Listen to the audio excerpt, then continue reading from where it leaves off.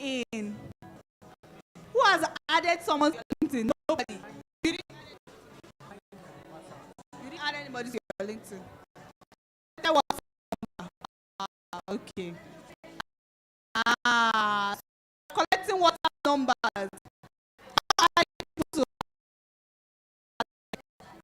We'll do that later. Their LinkedIn, even if it's one of the speakers. Oh, okay, right. Who has met somebody that you have something in common with? So we all don't have anybody that we have something in common with. You have? Chewing. I'm still chewing. Okay. Come forward if you have this empty in front of you. Please, can you feel it? Everybody, please come forward. Just so we don't have a crowd. Please, if you have a seat in front of you, please feel it. And if your seat is taken when you come back, it's because you spent too much time at the back. Can we sit in front of us, please? There are so many seats at the front. Thank you. Thanks to everyone that has listened so far. All right, so we'll just get on with it. Wait.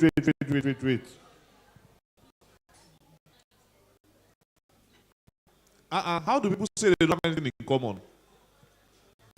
If you went to UI, do like this. UI. Okay. Who went to OAU? Yeah, OAU. OAU, I can see 3 hands.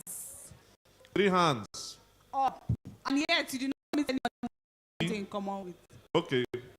Who went to Nat University here? No see you. Who went to see you? Nobody. Okay, we have an eagle. Uniben. If you went to raise your hand. Uniben. Uniben.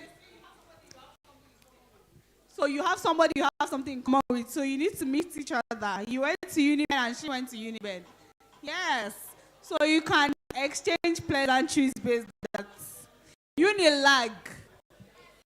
Unilag. You got many. You know, Unilag people are proud. You went to Unilag. You see, she went to Unilag.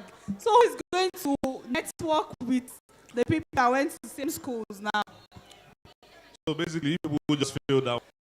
Anyways, welcome back. A gift, though. There was a gift. There was a gift, unfortunately. You see, nobody is going to win the gift. All right, so we have to continue with the program. So we have to continue with the program. All right, very much. For those at the back, please, can we come forward?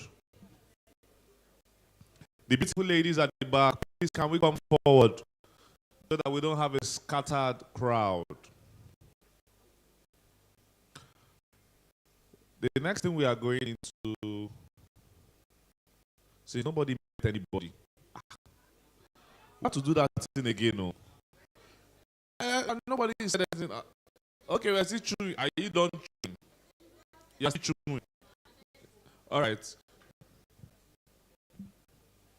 Good afternoon. I met Diane. We studied science courses. Like I studied biochemistry and she did microbiology. We both are Reds. Yeah, I explained to her. Yes. Yeah, we were both wearing white. Okay. She's on this journey, data analytics, and that was what I wanted to do before. But when I went through the course, this, and I was like, "Can I do this?" So she exchanged her WhatsApp number, and she was like, "No way, you can do it." So she inspired you. Interesting. You are done chewing now, right? All right. I'll come back to you. Okay. I met with Gloria Unfortunately, okay, she's an educationist as I am. Yeah, and then she's also Igbo as I am. And then we exchanged contacts. Yeah. The next thing she said, she's as fair as I am. She says as fair as I am. I'm happy to say I can dance the same cultural dance. Okay. Okay, my name is Paul. I met my family here. I did my IT at IHS and she currently works at IHS. Yeah, so it was really nice to go. Not just that, she's into tech. I'm also into tech. Yeah. Thank you very much. Hope that was an interesting activity for those that met other people. So who spoke to somebody that did not have anything in common? You can tell some people did not even meet anybody. You are shy. Don't forget what our keynote speaker said, though. You have to be loud. Don't worry, we are done with the activity. Next time, don't be shy. All right. Come on.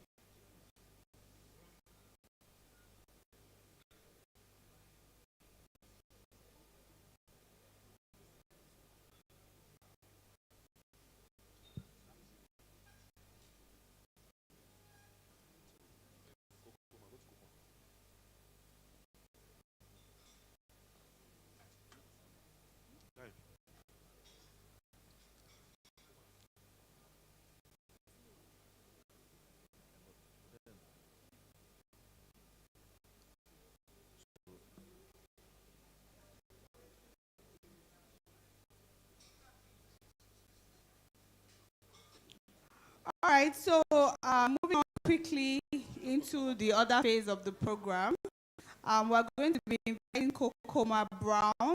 She's the founder of Career Paddy. She's a learning specialist with mastery in user experience design, UX.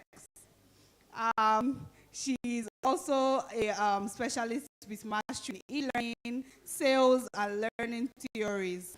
Right? She also has a very good goal. Our goal is to improve performance and usability with all of the great technical and creative tools of trade. So please, hands are not to be. Let's give a round of applause to Kokoma Brown. Hello. Good afternoon, everyone. My name is Kokoma Brown. I don't have a presentation, so we'll just go straight to it, the point. So I would like to thank Selling Tech and Reading of Honor for the initiative. It's someone. Next thing is Career Paddy. What's Career Paddy? Career Paddy is a tech firm. Our goal is to use technology to enhance career success. So our initiative with our partnership with Sterling Tech, don't mind me, I'm not good at all this. Our partnership with Sterling Tech and Rhythm of Honor, our workplace readiness program. The plan is to help fresh graduates transition from build. You can have the skill, you can have if your attitude is not in the right focus is to work with tech organizations whereby they can help tech experts to also have attitude and behavioral. We are also looking at ensuring that graduates are given opportunities to work with various organizations. We don't want a situation whereby fresh graduates will come out and they will ask you how many years of experience, then you start lying on your resume. That's not what we are trying to do. We want to ensure that once you come out from school, you can put something on your resume, telling the world that you have experience with a line. So we work with graduates from the 4 weeks to as long as we deem fit. We are going to solving critical thinking and all that for those. Want to resume and build your profile? No, we are going to ensure that your LinkedIn profile is up to par. We will work with you after the workplace readiness program is in. badges. Then once you're done with assessment in the third week, you will onboard it to our body system. What's the body system? The body system is, it's more like, let's just say it's career paddy, a virtual paddy, 4 weeks. Then we transfer you to our kids. Now we'll call them the day. We're going to water that down to a minimum of 2 years experience. We are not looking for them, and you are ready to pick the job. That's what. So, you can go down, register for the program. All right, thank you so much. We'll be moving on quickly. And don't forget the stand break, you can go to the stand. All right, so we'll just invite Mr. Wale Olaishade, CIO. Thank you so much, Mr. Wale.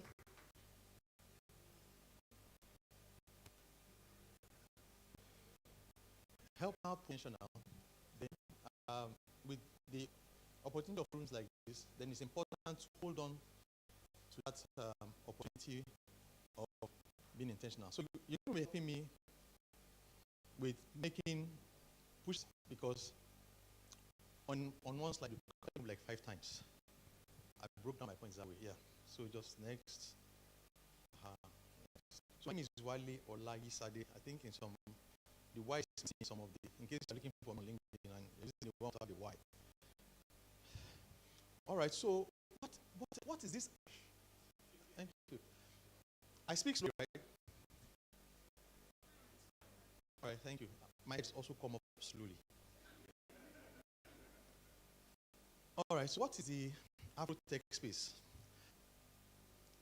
The Afrotech space, I try to, like, okay, what's this Afrotech? First, it comes across like the African technology space. So while we're talking about going global, and then you need to understand the dynamics and the peculiarities of roots. So the Afrotech space is a growing ecosystem that supports the advancement and success of Black talents, basically. For the Afrotech space,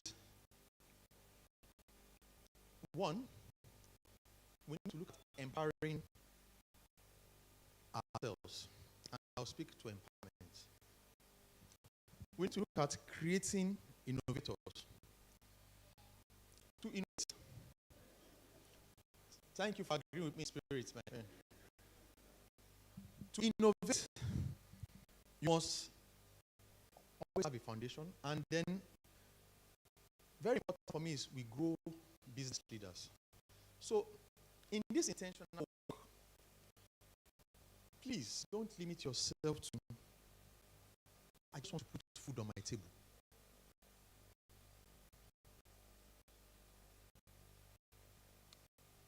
What does it take to be a leader in my space?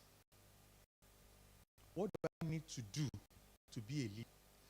And I always say, and I think I'll say it in the course of the presentation as well, you can be a leader as an employee, as an innovator, as an entrepreneur, and also by having social impact.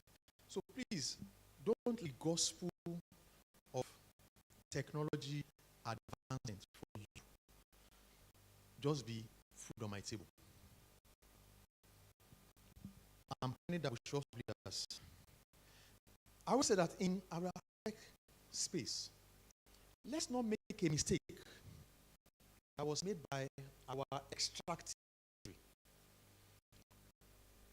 You know what our extractive industry is? Crude oil, cocoa, cotton. At the end of the days of the third industrial revolution, maybe the majority part of the third industrial revolution, the part we didn't have the West and the advanced economies come, take our resources and go. When we had a say, what did we do? We also took our resources and gave them, right? And then we were spending times 10 to get the finished product from those resources. We give up petroleum, spending more to get back finished products and plastics. We gave palm oil. Do you know how many things you can use palm oil to do? Those that did biology, biochemistry, agriculture, and all that will tell you. How many of us use body cream before coming out? I want to make people like that use cream. I just use the formula that was used to make it. That is how essential your soap has palm oil. Start naming so many things. So what do we do? We just give palm oil, and we're not buying everything palm oil could do. We gave cotton, and we're now importing Louis Vuitton, money, and all the rest. For these people, you must not make the mistake the extractive industry made. You in the ecosystem, from the start to the top of it. That's why I'm always passionate that we should also of leadership. So please, very important when in international positioning. So, I said, things that are now driving this African technology ecosystem is innovation, entrepreneurship, and digital transformation. I will speak about digital transformation, but what are the key sectors? What are the key sectors driving the growth of the African tech space? You also need to understand, people have been asking, if I want to be a tech person, what should I? Where should I be? Where can I apply, build my skills? Technology is very broad. It's broad, but technology is compartmented. The good thing is that you can work across compartments. So we have financial technology, which deals with finance. It's not just payment subset of financial technology. And what does financial technology do? It just moves digits from one place to the other.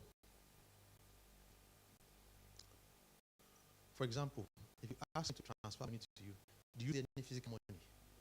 But it moves digits from one place to another. And then everything that you need behind to make sure that the digit moves from one point to the other is financial technology. And there's a whole lot. What we know today, that a lot of people think there's a lot of money, is called retail payment. Something called wholesale payment. Sometimes in wholesale payments, two payments, wholesale payments, can subsume everything you have done in 10% transfer in a day. Two transactions in wholesale. So when you apply yourself, there's opportunity within financial technology. Agri-tech is one that we need to explore. How can I use technology? The way this thing works is you get hints and notes. Our first card did that. You need to now go back and start doing your research. How can I connect? Now, this is innovation. How can I connect farmers to their commerce? How can I connect? How can I say, okay, I live in Ikorodu. There is a very good space where there are farmers. How can I ensure that I stand in the connect to the farmer that has with the people of Ikorodu, so the price of XYZ is cheaper than. I create a platform. It's agri-tech. There's ed-tech. We've been speaking about going online to learn. Coursera. We have local ones as well, even for WAEC, for JAM, and all of that. We have health tech. Like somebody said, we're getting to a stage where you need to see a doctor. You can do remote consultation. And I don't want to speak about too much. With an implant in your body, I'm being careful because some people say that we're going to 999. And the implant is being tested. The problem implant is it needs power. So how long will it be able to run without power? But there are certain acids and all that in your stomach that can actually, what is a bad? It's acid that can actually continue to power this implant. And this implant will let you know that data you are in Gary and rice, they are going to have XYZ in 2 years' time.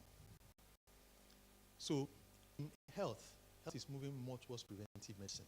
And to know where you stand, what's technology done for Africa, for the Afrotech space. And I say anything that happens in Africa technology, most likely happens globally. So, digital transformation has been very important. What is digital transformation? Okay, it's not an interactive, so I wish, but we've had the digital transformation students. It is using, there are three words in digital transformation: technology, process, and then customer experience. When you use technology to improve processes, to give customer a customer experience, you have gone what you call a digital transformation. And most of what's happening in technology today is driven by digital transformation. And in what we call disrupting industries. For example, I'm trying to use it so that I don't look old, but some years ago, if you need a taxi, you need to locate the nearest taxi park where yellow taxis are parked. Right? And you are at the mercy, the next man in turn. If he has done a trip that day and he wants to close quickly, he gives a low fare. If he has not done any trip at all, he says, "Glory be to the Lord," and then he charges you. Now, the problem you have is that you don't go and that taxi park, because the next man is going to take you until the man has gone. That's digital transformation done. It has created a disruption, Taxify, and all of that. What have they done? They've taken technology to improve the process of hailing a taxi to give you a good customer experience.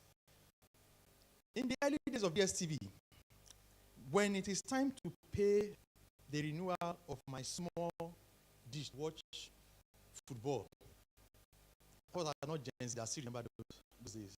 You go and collect tally at DSTV office. On days that helps me, coming from Abule VI, I will get my 130. Then I will keep it on my turn to pay DSTV. I'm sure there are people that have never gone to DSTV office. Look at DSTV office is, and you are enjoying the services of DSTV. What am I driving at?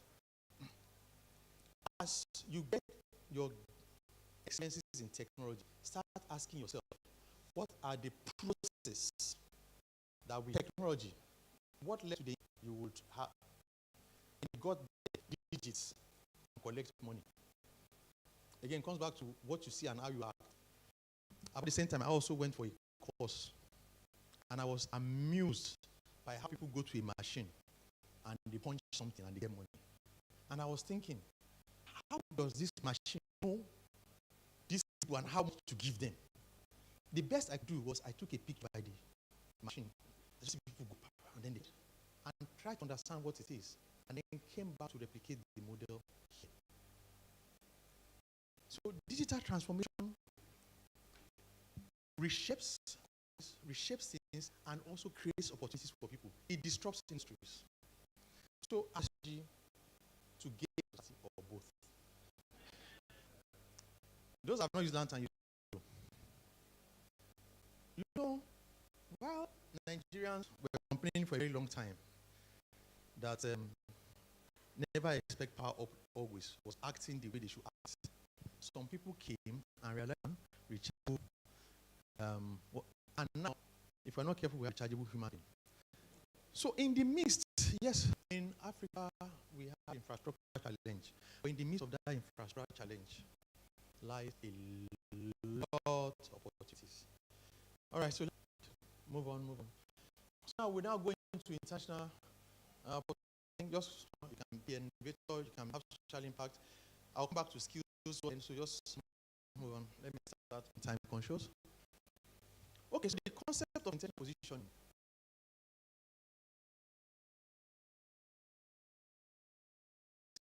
So,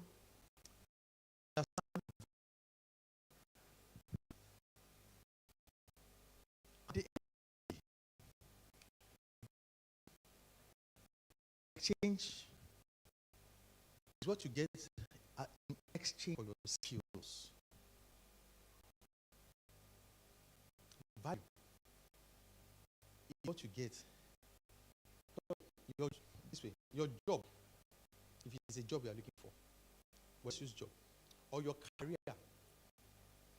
Today, what I get is an exchange for you. So it is, and that's why we said every speaker touched on it. Daydreaming that you would make any impact, first yourself in terms of your daily need, to people around you, or to even the society, if you don't first focus on acquiring skills. Because it is that skill that is now exchanged value. And guess what? Next one. You have to be deliberate. That's why I was saying intentional about acquiring those skills. If you believe in shortcut, if you want it quick, tech is not for you.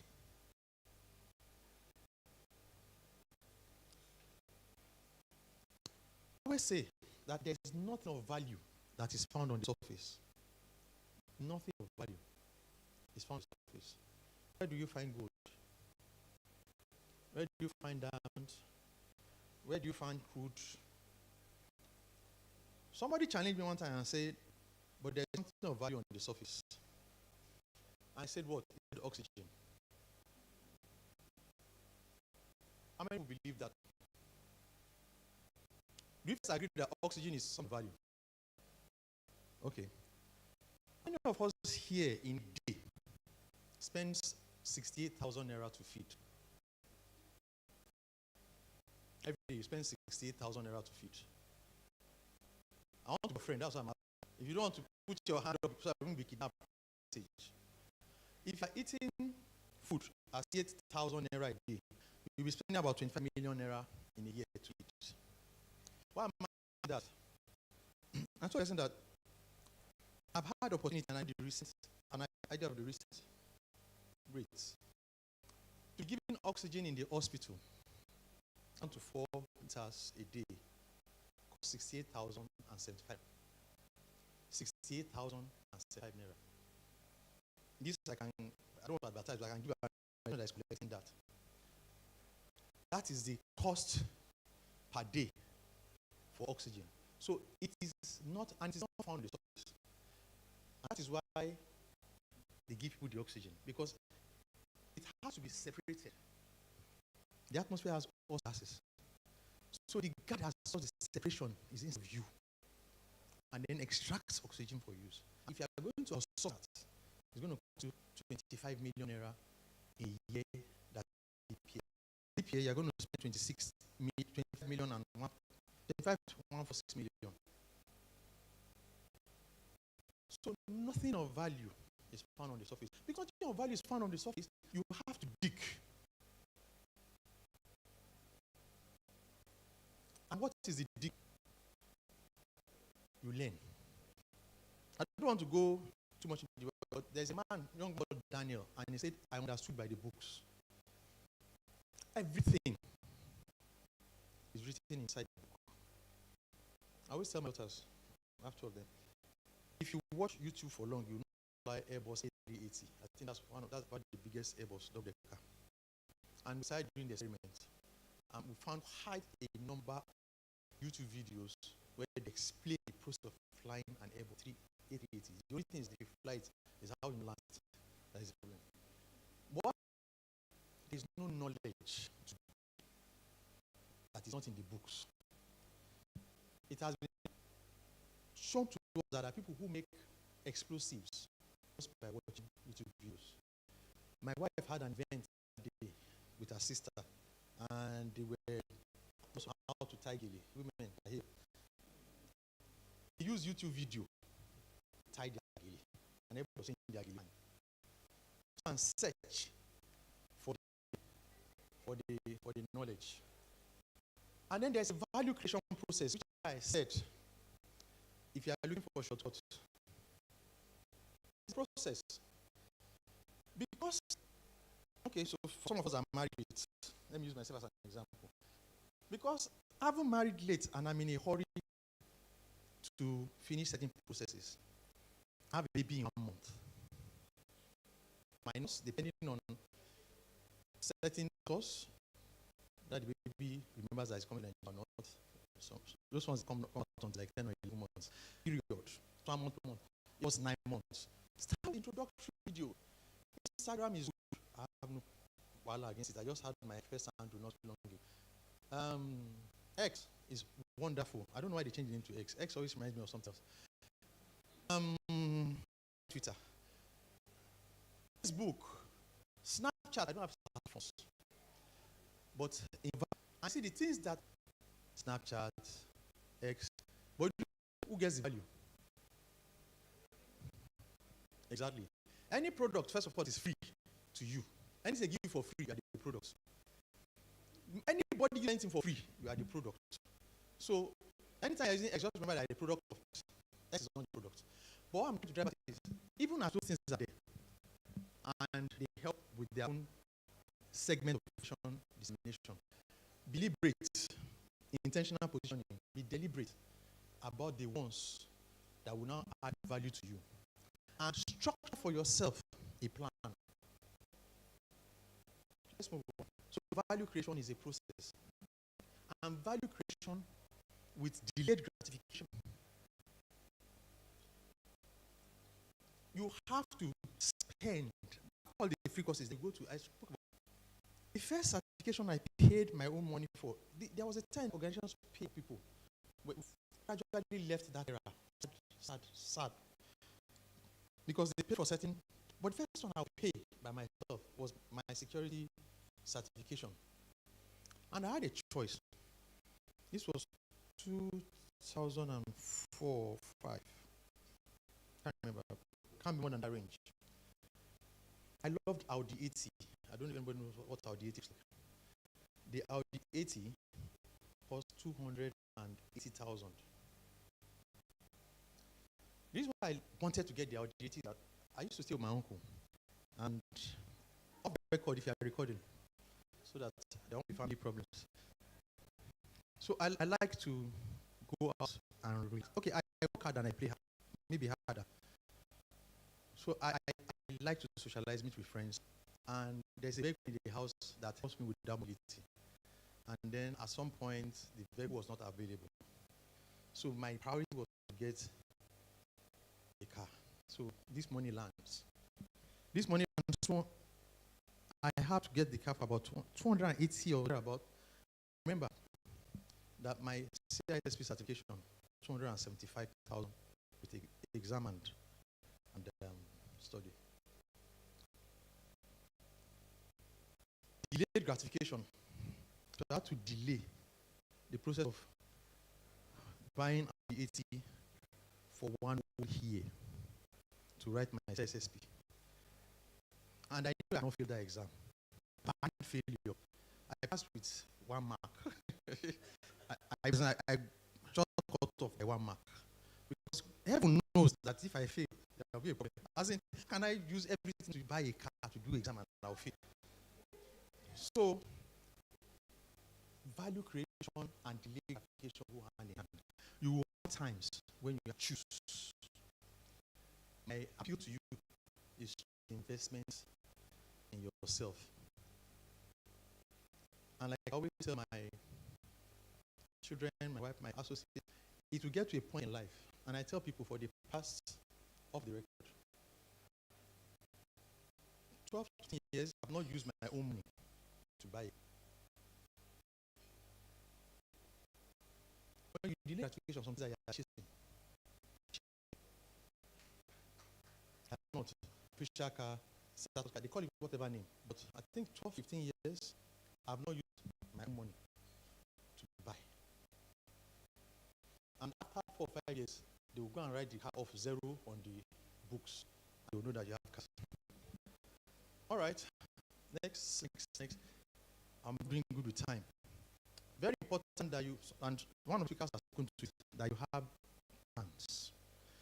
Now, because because we're not gods and we don't have a crystal ball, does not mean your plans will come to fruition. However, let's also refine the plans. Where do you want to be 5 years, 10 years? But it's always easy to start with the short-term ones that you know. They around up, okay. So with this, let me see if I can finish 5 minutes. What are the plans? I told you start with introduction. Why is good and it is possible and it's not impossible to make it in tech without a background. Please, what just like business, any business you want to do, you must understand the business of the business. There are courses that gives you an idea of what computing is, what technology is. It is important to go do the background. And it's available. I spent almost 8 years studying computer science. Course of ASU strike, officially should be 5. ASU struck. But if you now take, if I'm not a 4-year school anyway, that if you take out, let's say a 4-year curriculum, the first year in school, you're using it to do yo-yo, going around. The second year, you're putting one leg into what you're supposed to do. It's actually your 3rd and 4th year that you start focusing on what you're supposed to do. If you take those things of those last 2 years, you can actually condense it. You skip specialization part. So that means you can actually study something about computing in smart. Plan. No shortcuts. Take your time. Start with a different introduction. When you must understand the foundational basis, because one point where you're explaining during the break, what separates the boys from the men is understanding the background, how those things get to being. Somebody said, to know how to walk on water, it's scripture now. You need to know where the stone is. So that is what foundation helps to do.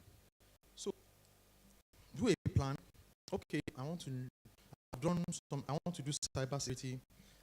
The next 1 year, I should be able to do threat certification. I should be able to do ethical hacking. Have a plan. And as you go on, you're refining the plan. Like I said, we're not gods. Next slide, can rush up now. Continue. So why is it important that you position yourself? I'll spend some time. Distinguish yourself in your competitiveness. I call it being the day. Do you know understand what being the day means?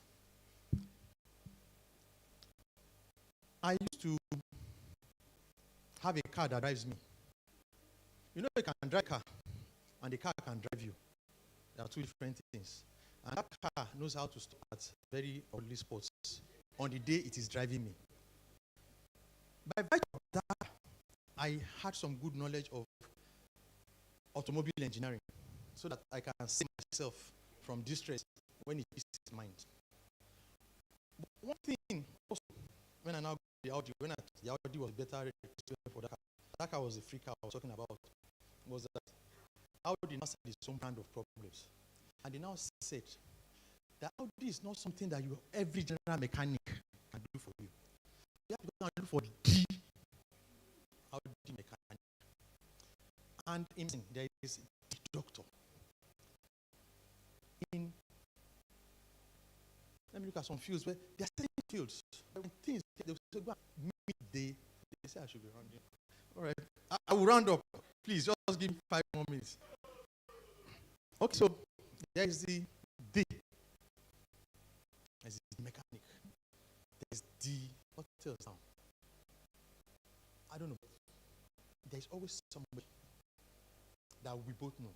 When I say, let's mention footballers, there's no way on this planet, life and the next, that my name will come up. But if I give the microphone around now to 5 people, I can be certain that 2 names will come up. Ronaldo and Messi will come up. If I talk about golf, Tiger Woods will come up. Even though he's playing. You know, so there is the day. One of your mission is the day. If you don't end up there, at least you'll still be the day. Because that the Audi mechanic is not as good as the guy that designed Audi anyway, but we're looking for Casali up and down. So I watch your strengths, your weakness, your area of interest, we can extensively about that. You need to acquire the relevant skills. At the end of the day, the skill is what you get. The importance of continuous learning and upskilling. I still read. I still write exams. There is no end. But the thing is, what you are reading, what you are studying will be different. I now need to understand HR. I need to understand finance. I can take a company annual financial statement and digest it. I didn't do accounting in school. I hated bookkeeping with passion. Apologies to accountants. But now I can analyze financial statement and know if your company is a growing son or not. Don't think HR, don't think you will have to continue. The downside of the kingdom of knowledge. And all, and it's my full chest, all other things will be added. You might not be a multimillionaire, but you will not beg for bread. And what I always say is, don't just stop at yourself. How can I impact? And mentorship that I would not want to spend time there. She says to this. If you don't do this second block, the first block is actually the foundation. That is needed. Any house without, even the scripture for those that Christians say that if the foundation is weak. So, and you cannot want to build this Oriental hotel and go and use the foundation of my bungalow. So, the depth you want to go depends on the quality of the foundation you build. That's the first. This second part is the pillar beams. I can see so many of them here. Like I said, the first speaker I don't just. But one thing I want to use to also practicalize this is I talk about my second job of a colleague me that they need so and so at. And I'm not exaggerating. And you get to a point, the jobs that you need is not a Tuesday idea. You find it, but more on that, the link recruiter will come and find you. Better still, you have friends and associates. My job in Telco was by a friend who me, I will never forget, and that's my top job, but I think you would replacement for me. It was my birthday. I first of all used that as a bargaining chip with the boss when I met him, at least to register their presence. We had a conversation. Your skill is important. If opportunity comes and you're not skilled, you'll be disgraced.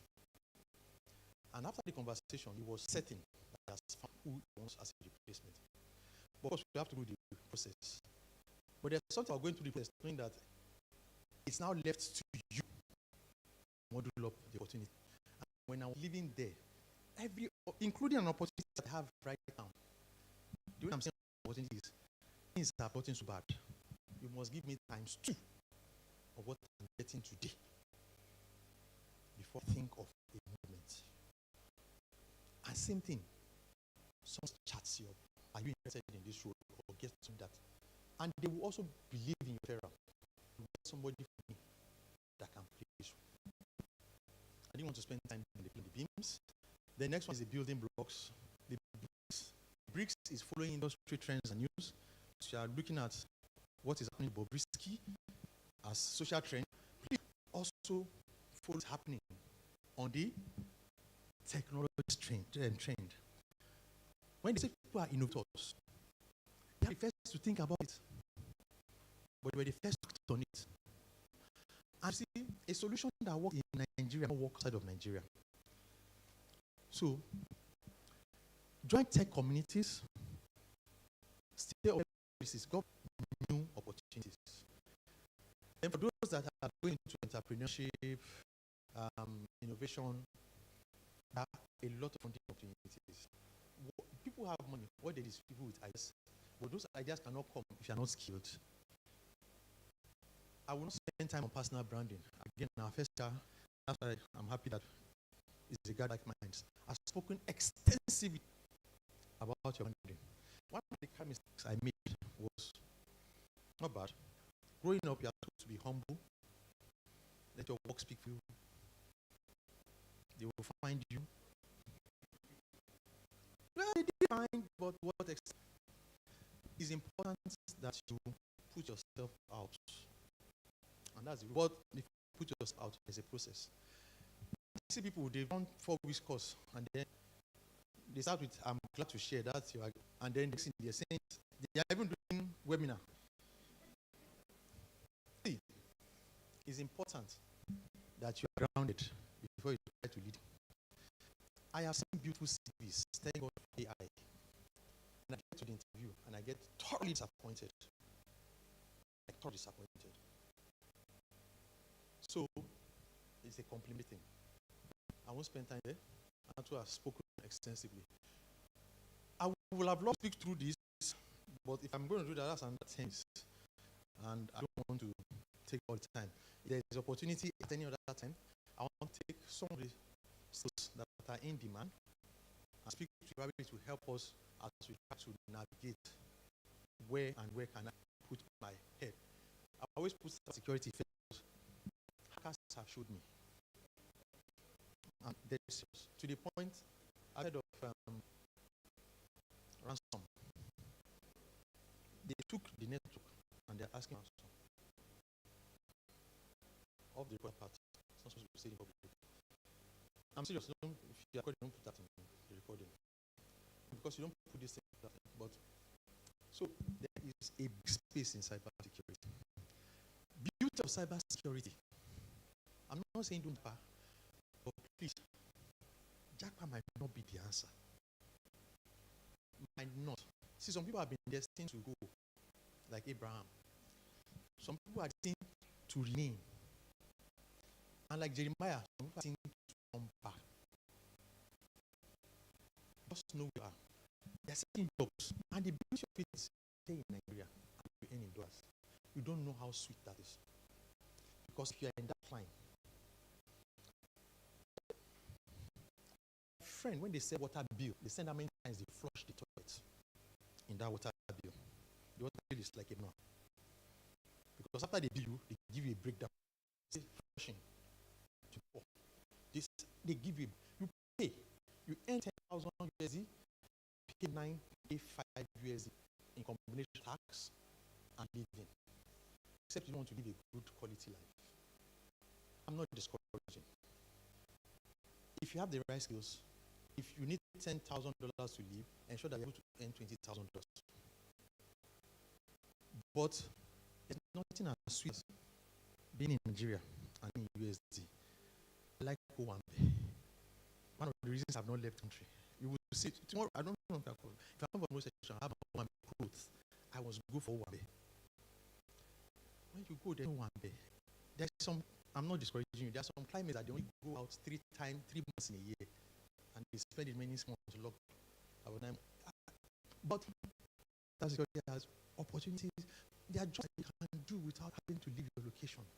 So, as you also look for remote jobs, most of these things you have remote job opportunities.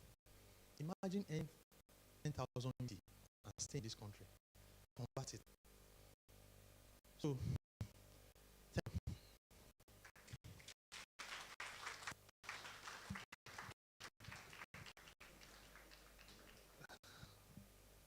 I don't know if I should say any other thing. There's nothing more to say. Thank you very much, Mr. Wale. It was an amazing session. Like a fresh of breath, like a breath of fresh air. Yes, Mr. Wale. Thank you very much, Mr. Wale. Round of applause. Next stop, we're inviting Ayodele up the stage to tell us about Rhythm of Honor. Okay? Don't worry. I'm already seeing people say, oh, what? But don't worry. We won't take a lot of time. We still have some amazing things coming your way. Don't forget, though, this is one of those criminally free programs that Mr. Wale spoke about. Okay, so take the opportunity to meet some of the speakers.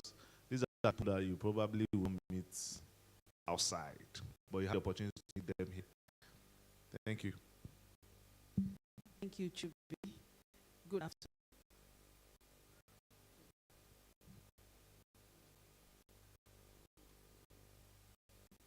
Good afternoon, everyone. And I'm sure it's worth your time. Yes or yes? Worth your time. Oh, so quickly, I'm just going to talk to you about Rhythm of Honor. Quite a number of people have come to say that, oh, you said you manage an empowerment foundation for women. I said yes, and I told them I'm going to talk about it in a bit. So this is the session that we're going to talk about that. So to be already introduced to me, have introduced myself. My name is Ayodele Lanre Yusuf. I'm the CEO of Rhythm of Honor Empowerment Foundation for Women. So what do we do? Rhythm Empowerment Foundation is actually dedicated to uplifting, supporting, and transforming the lives of women. And when we talk about women, I'm sure people will ask, okay, what categories of women? I already mentioned they are in two categories. We are dedicated to women, young women that are in career, and we are also dedicated to young women that are not in career, that are young mothers. And I will tell you how we got into this. So when I had before I had my first child, she's actually here, she's 20 years old, she's here, she's one of the ushers. So before I had the first child, I got a job when I was 4 months pregnant. And by the time I was 8 months, my manager insisted that I go on leave. Usually you go on leave when you are 9 months, I think 2 weeks before, or some do 3 weeks before, you know. No, I think mine was even like, wasn't up to 8 months. And I was just afraid that this woman can drop this in the office. So I had to go on leave before the time. And so when I was returning to work, my baby was just 2 months old, and I had to put her in creche. Yes. So you can imagine what it means. You are just 2 months, you know, after birth, baby's 2 months, you put the baby. And by the time I got back to work, my subordinates had become my supervisor. So that was the most painful part of it for me. So that's why young career mothers, they are very close to my heart. So I've gone through it, and I know how not to do it. So that by the time you get back to that office, you are pooping. Nobody can push you aside. You've been away for 3 months, but you are there. Okay. So self-respect and equality. And when I talk about equality, I don't let people that you can achieve as the men are achieving. Not that what men can do, you can do better. You can achieve like they are achieving. That is what equality means. So, and all we've been talking about today is about how you can actually achieve those things. Okay. So what are the things that we do? So we create a world where everyone has the opportunity, resources, and support to thrive. That is what we do. We make sure we contribute meaningfully to society and lead a life of dignity and respect. So these are very key things to us. And one of the initiatives that we've done in the past is to have what we call connect sessions with women, where we just sit together. Usually our connect session, we have like 30 women from different walks of life, and we just sit together and just share experiences. Old, young, you know, Gen Z, 50-year-old, we all just sit together. Usually our connect session is no hold back. You just talk. Somebody will have gone through it, somebody will know what to do, and we just share experiences. And we've embarked on several projects. Recently, where the current project working on now is what we call the Busy Hand Empowerment Project. And the Busy Hand Empowerment Project is actually for the people in the poor community. So currently we have, I usually say we have 70, actually we have about 120 women, but 70 yes for consistency, the consistent one at 70. So this, we go into community and we only go to community where they have a particular trade. So the community we are working with now, it's Makoko. We all, if you are very conversant with Lagos, you know when you talk about Makoko, you talk about fish. Most of the women in that community, their trade is fish. And what we do when we go to this community, we trade them. So we've been with this Makoko community now for the past 3 months. We started in July. We train them the ABC of entrepreneurship. And honestly, it's so funny that community, they don't even speak English. They are in Lagos, they don't speak English. Some of them, they don't even understand Yoruba. That's our very common language in Lagos. So we have to transcribe to, we have interpreters when we talk to them that will translate into Egun. And these women are trading. Because when we started their bookkeeping and we saw what they are turning over every week, you'll be surprised. They can't write, they can't read. So we had to tell them that, okay, for your bookkeeping, tell your child to do it. So we'll teach them step by step of how to keep their books, because we realized, and for women, and all are guilty of that at one point or the other in our lives, where every money is to be spent. No savings, no plan, you know, oh, my child needs this, I just spend the money. We've gone past that age. And that's one of the things we are teaching these women, how to actually manage their finances, how to improve their businesses. And on this project, now we have Wema Bank partnering with us on the project, because one of the things we are doing to give them what we call the zero interest loan, where they trade and return the money. We are not dashing people with money. We've gone past that era of doing grants and people just spending anyhow. So we're giving them this money, and the money belongs to that community. As they are returning the money, somebody else is going to take the money to trade. So we have Wema Bank partnering with us to monitor this particular project. And when we are done with this community, we are going into another community. So another thing that we do is what we are seeing here today, because we also partner with organizations, you know, so that's why we are partnering with Sterling on this project. So basically, that is who we are, and that is what we some of our members here, because we have communities for women, some of the Bonner Foundation members, we have them in this room this afternoon. So thank you.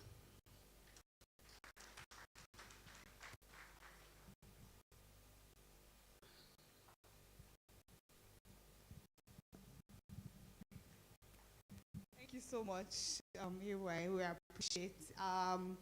Now I think we've learned a lot about Maiden of Honor, and I hope that some of us in the room here can also volunteer to take part in some of the sessions or the outreaches that they do to other women that are less privileged. Okay, so now we're going to go quickly into the raffle. We're going to be doing a raffle for 2 people. Remember earlier in the session we said that 2 people are going to get their CVs checked. Internationally. Internationally. So, you know, just place yourself at a better position when searching for these jobs or these roles that you really require. So if you're in the room, if you've registered, there's going to be a raffle that's just going to go up the screen now. So fingers crossed that your name comes up as the winner. The winner of this raffle draw will go to the back. There is a stand there called APHR. We're going to have 2 winners. So you can just look back. You see how she's waving her hand. Just in case you win, you would head over to that, and your name will be announced, and you head over to the stand, and she'll tell you about the details on how to check your CVs. All right, so let's just go quickly into that. Are you all ready? ready? You're not ready. I take your place. Are you ready? Are you ready? Are we sleeping? Chubi, please come and awaken the crowds. Okay. So yes, play some background music while we spin. Are you ready to spin? All right, thank you. I'm feeling more life now. Okay, so please, can we spin? Let's see who our first winner will be. Ooh. Is everyone here? Congratulations. Congratulations, Favor. Congratulations, Favor. So, thank you, Favor. Okay, I mean, you can go see them now or see them later. So let's do the second. Let's do the second one. Let's do the second one. Yes. All right. So she doesn't win twice.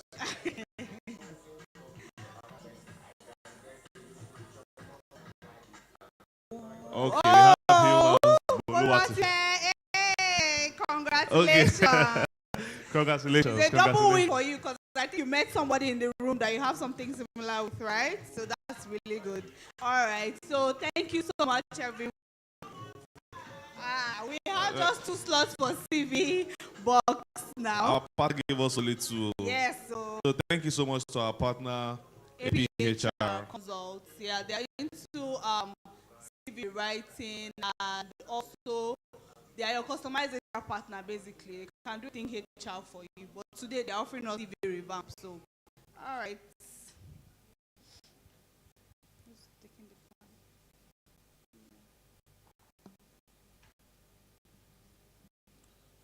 Okay. Thank you very much, everybody. Hope we've been having a good time so far. Inviting Emi Dojo Opalua. Emi. So, Emi is going to be moderating this session. And so joining her on stage will be our key. The founder of Career Party will be joining us as well, Kokoma Brown. Keep clapping now, please keep clapping. Along Olua. Over to you.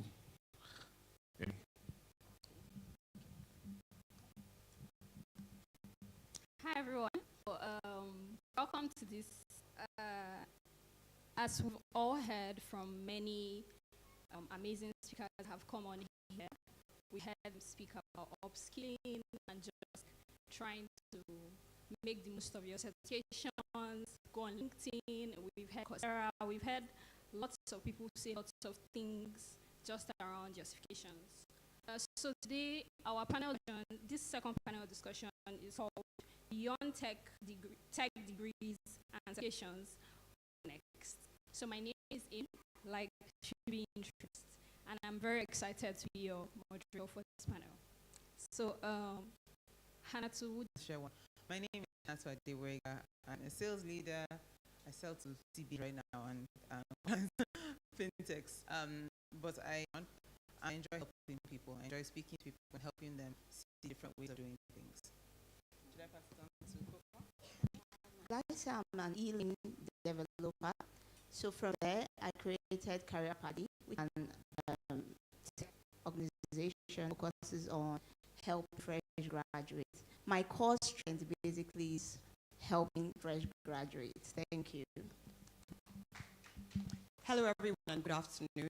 My name is Felusha Banos and I'm a bunch of things. But today, let me just say that I'm very passionate about helping people and organizations leverage their strengths to achieve success. Thank you. Okay, so thank you everyone. So we have amazing panelists today with a wealth of experience. So, and we're also pressed for time, so would just like take it quickly. So first off, I would ask Hanatu, for those who were not here earlier, Hanatu had a keynote speech, and there was something that she spoke about. I quickly wrote it down when she did in your career and your life, game changer in your career. Like, how has just quickly just moving departments and otherwise, apart from kind of that. Meanwhile, the VP of the VP wanted to see me. And I went with my laptop ready to, have a presentation. I said, what are your laptop? Uzo had already told me about you. The laptop, there's no need. If she vouch for you, I'm good. That's easy. I had not had that kind of thing happen to go for an interview and say, there's no point, this person has vouched for you already. Even though when I messed up one time when I reported to us, that's a clear example how a mentor can open doors for you where you're not in a position to do so. Is that good? Perfect. And I'm sorry, as we know that, we all know that technical skills are crucial. We always speak about that. But nobody really hammers on soft skills. And how can individuals develop the skills quickly? Okay, so for me, I think the first skill is problem solving. So as much as you are good at your own hard skill thing, you don't know how to manage your critical thinking and problem solving skills. A lot of the times you will be overwhelmed.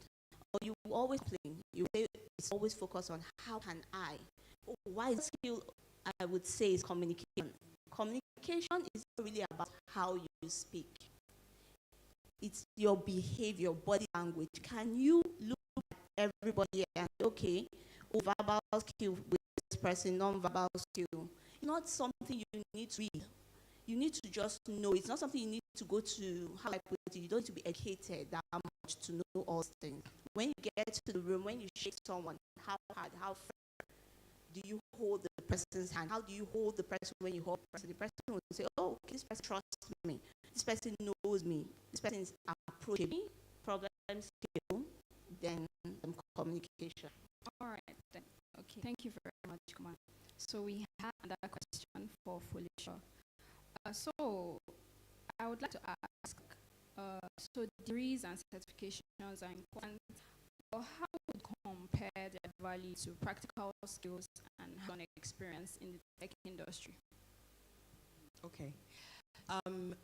So I think that hands-on experience, I think everybody in the room probably knows that already, is second to none. I mean, it doesn't matter how many degrees or certificates you have.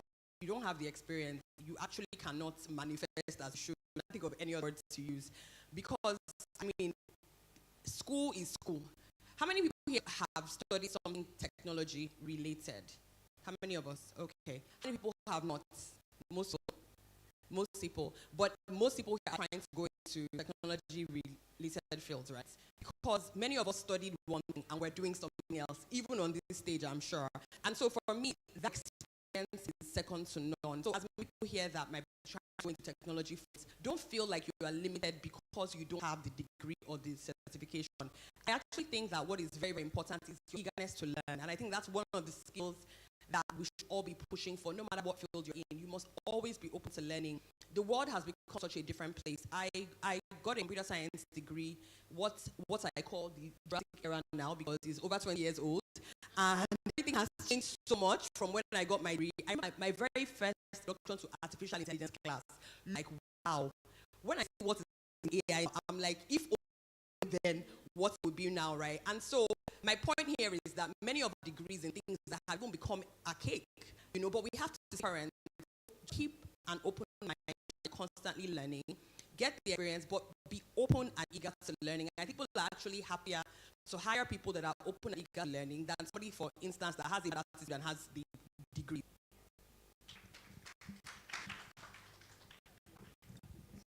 I kind of want to ask what Felicia is saying. I have a mentee, and I guess it's free advice right now. I have a mentee that's running a course in Cisco. So she works with Cisco, but she is running, and she has and because I guess there's value in it, they've kind of, so it's now the Cisco staff that are her trainers. And it's a 7-month course that she runs for girls. Sorry, guys. She runs for girls, and And at the end of this, you get a certificate. I remember one of the trainers who is a Cisco staff, he said, I feel sorry, you need for us, social skills now. She said, no, she's coming from art. I said, I don't understand. Theater arts, yes. She said, so nothing. She said, no, I did 7 months.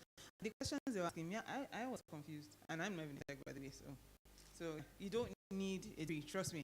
And I guess if anybody's interested, I can hook you up with Abby so you can take a 7-month course. Thank you very much, Hannatu. So I have another question for you. And then during your keynote speech today, you said something. You said you were a C snob, and that was so funny. That was so hilarious. So from an employer's perspective this time, how are candidates with non-traditional educational backgrounds viewed? How do like employers view them? Also, are there specific qualities that stand out when hiring individuals? Non-traditional. So I won't say I have seen many non-traditional education CVs, that's a mouthful. But the truth is, you can say, you guys saw the example of what I did now. What I said was, I coordinated the guys that's cleaning the office. I tried to be as basic as possible. And what ChatGPT helped me say was, I am a middle manager. I am facilities manager. So it doesn't matter if you screw a light bulb, right? There are ways to say it that sound that you actually put some effort behind that screen of the bulb. It's really how you say it. It's how you page yourself. Like Mr. Alice said, don't overpack yourself before you now get to the interview and disagree source. Do you understand? That's a different conversation. I was telling somebody else, I said, when you're sitting in the ChatGPT, if you know yourself, please write, don't over-exaggerate. As a prompt, so that it doesn't, then, you know, the things to show you, now, is this me? Do you understand? So, be mindful of it, but really, it's how you say it. It's how you package what you do. And if you know you are doing what you do, then it won't be a problem. The whole thing about CVs, it's just you, when there's some CVs like this person, just still being in the Stone Age, when there are some, it's just even the look and feel, it's even the content, it's just the look and feel, like, just effort into being the same thing. That person. The second one was sorry. Volunteer work. That volunteer is like magical. Because some things you can, so when you say that you're a volunteer, it tells me lots of things about you. It means you're selfless, you're thinking outside of yourself. You're willing to learn, you're willing to be humble. Nobody wants someone that comes and is it all. Kokoma said it. It's just the ability to learn, just be humble. I talked about it. The servant mentality, the servant attitude, the servant mind that I'm willing to put myself under you and I'm willing to learn. That's all. That's all people need. Just you want to help and you're willing to learn. That's all. I guess I hope that answers. Okay, thank you, Hannatu. So I have another question, and it's really short this time.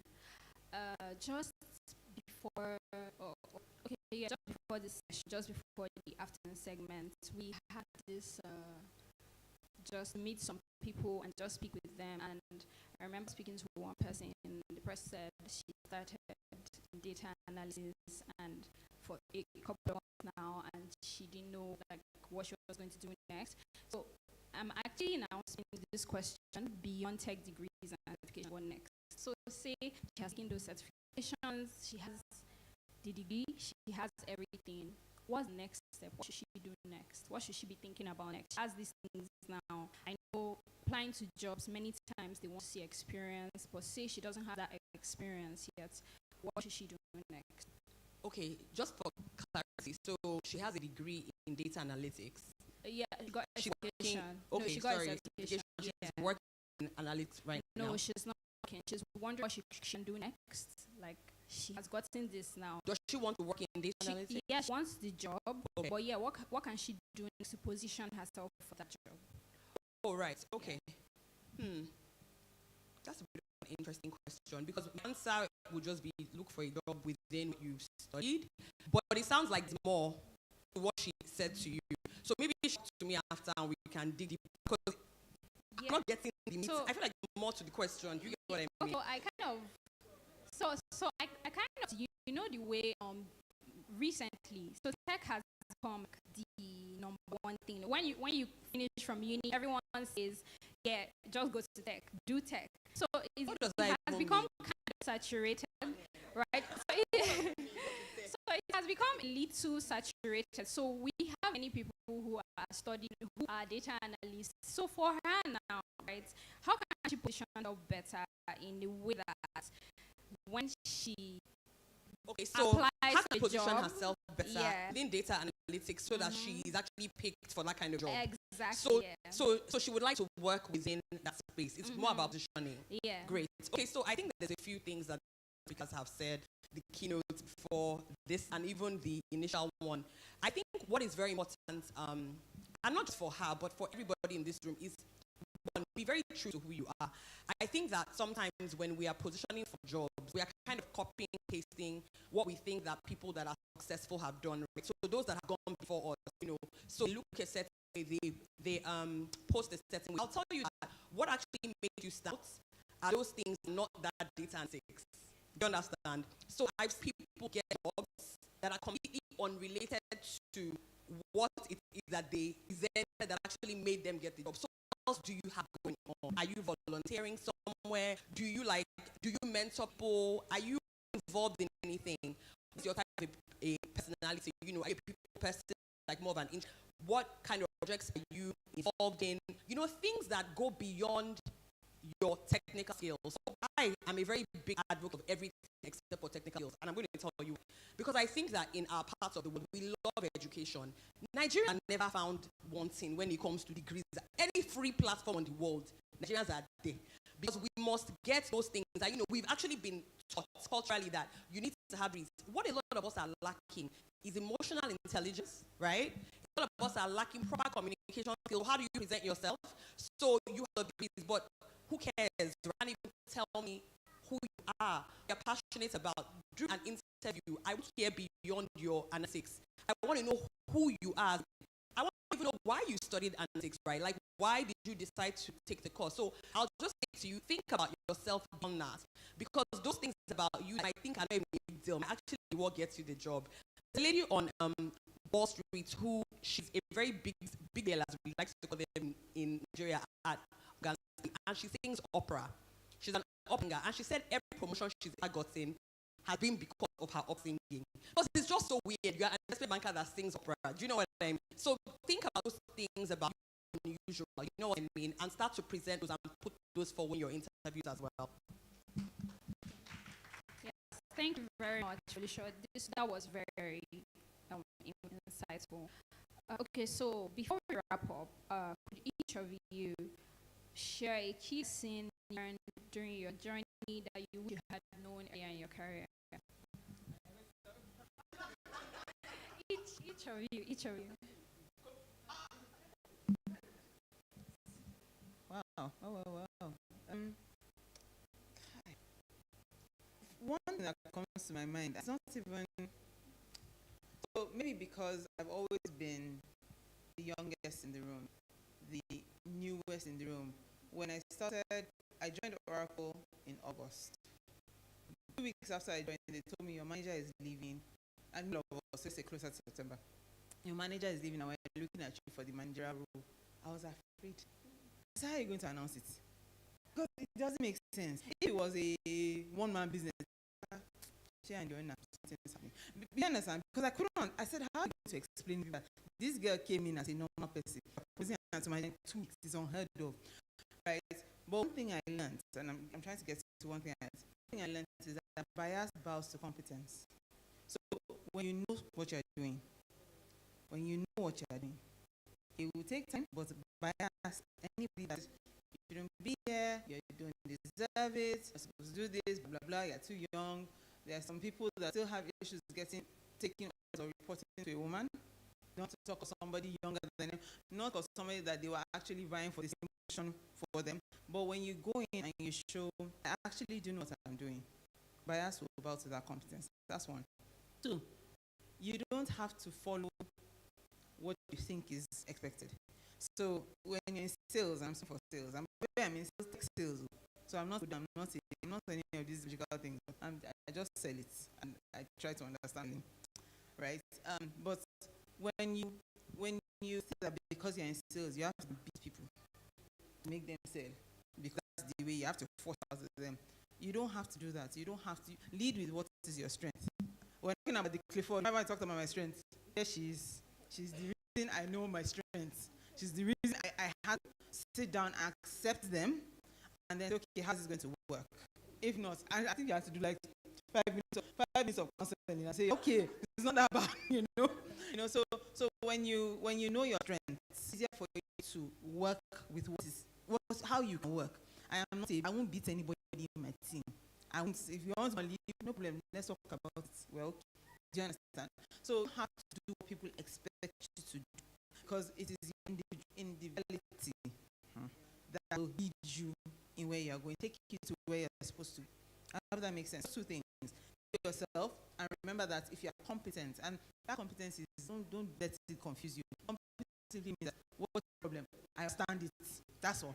That competency, demystify it, read on the thing. Things are not that hard. Just go and read it. Go and that's it. Thank you. For me, I'm the kind of person I love to accept challenges. From when I started my career, I could remember when I finished school. Then I won't say the year, so you guys will not know how. So when I finished school, my first job was admin assistant. And it was a very tiny firm that could understand it. Why are you doing such a thing? After you went to private school, what kind of wahala? And the company was just like my neighbor, my door to my house. So I would just walk to the office and come back. It was bad. It was bad, but I'm the kind of person, as I said, go give me anything, I'm ready. Then my boss said, okay, we need to go to we need to go to this place from admin assistant, I said in BDE. We need to go to this place, we need to do this, we need to do that. So my advice is accept anything for now. I know most people don't like it. So I did data science, I did anything I need to do, accept it. When I moved into, I worked with a business school, a African business school, and the then country head, Ms. Reston, he said, Coco, we have a bid, and we need to build it. And that's how I met someone. And I said, okay, don't worry. I went on LinkedIn. I was like, don't worry, I will get the press for e-learning. And I started learning about how to build. I was on LinkedIn. I was doing everything. And after that, I was like, okay, maybe I should learn more about learning. So I applied, and I was like, oh, okay, I didn't know jack about e-learning. From there, I met my business partner, and we started the company. From there, we opened another company, which is Career Party. So my advice is start. Just start. Accept challenges. Don't know it cannot happen. Start. Do it. Then you will see career path just moving. Okay? Thank you. Okay, so I'm going to say two things. One is to thyself be true, and the second is own your life. So those two things that I'm currently living in, and I kind of wish that I had maybe thought about it earlier, but I also think that as you go and as you work is when you learn.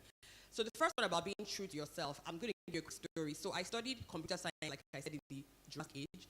I finished in 2002, and my very first job was testing databases and manuals for some application that I was working for at the time had just created. So I had to test and all of that kind of stuff.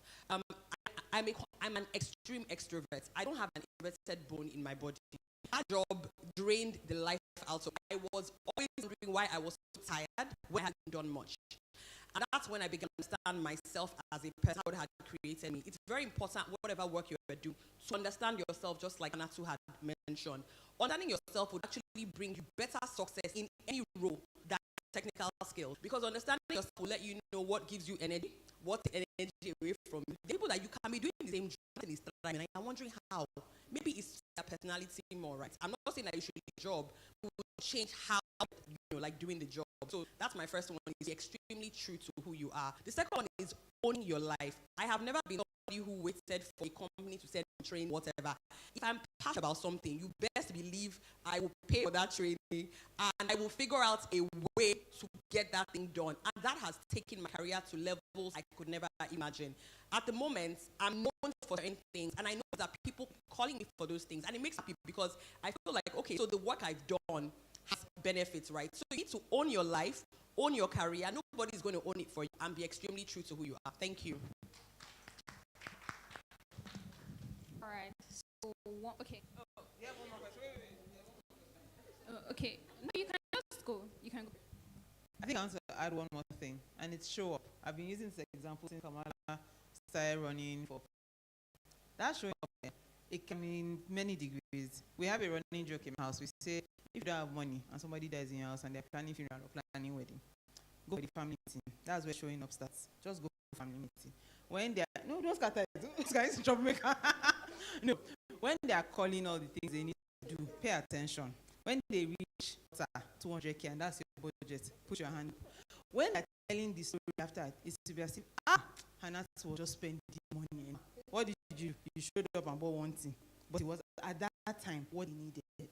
Showing up, it don't have to be a magical thing. Just get. So imagine if Kamala did not say, I want to run for president before.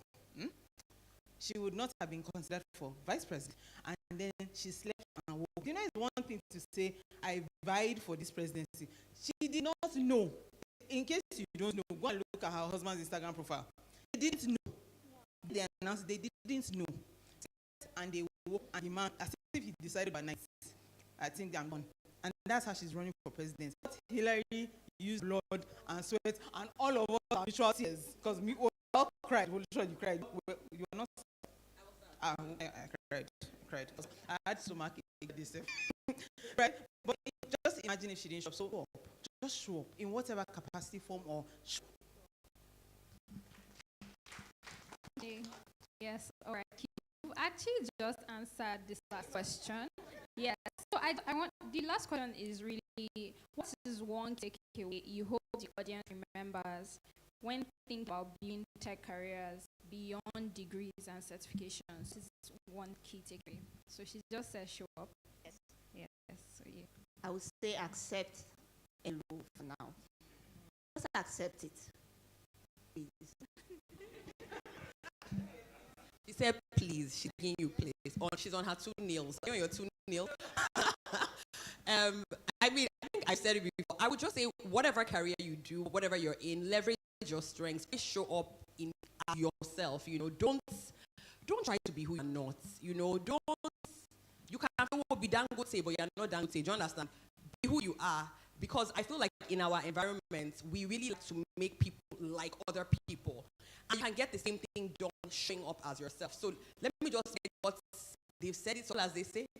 Show up as yourself, show up with your true personality, and figure out how that can make you prosper on that job. Don't try to be like anybody else. Just be yourself. Thank you. All right. Thank you so much, Lee. So I have a slot for one question because we're already way past time. So anyone? Okay.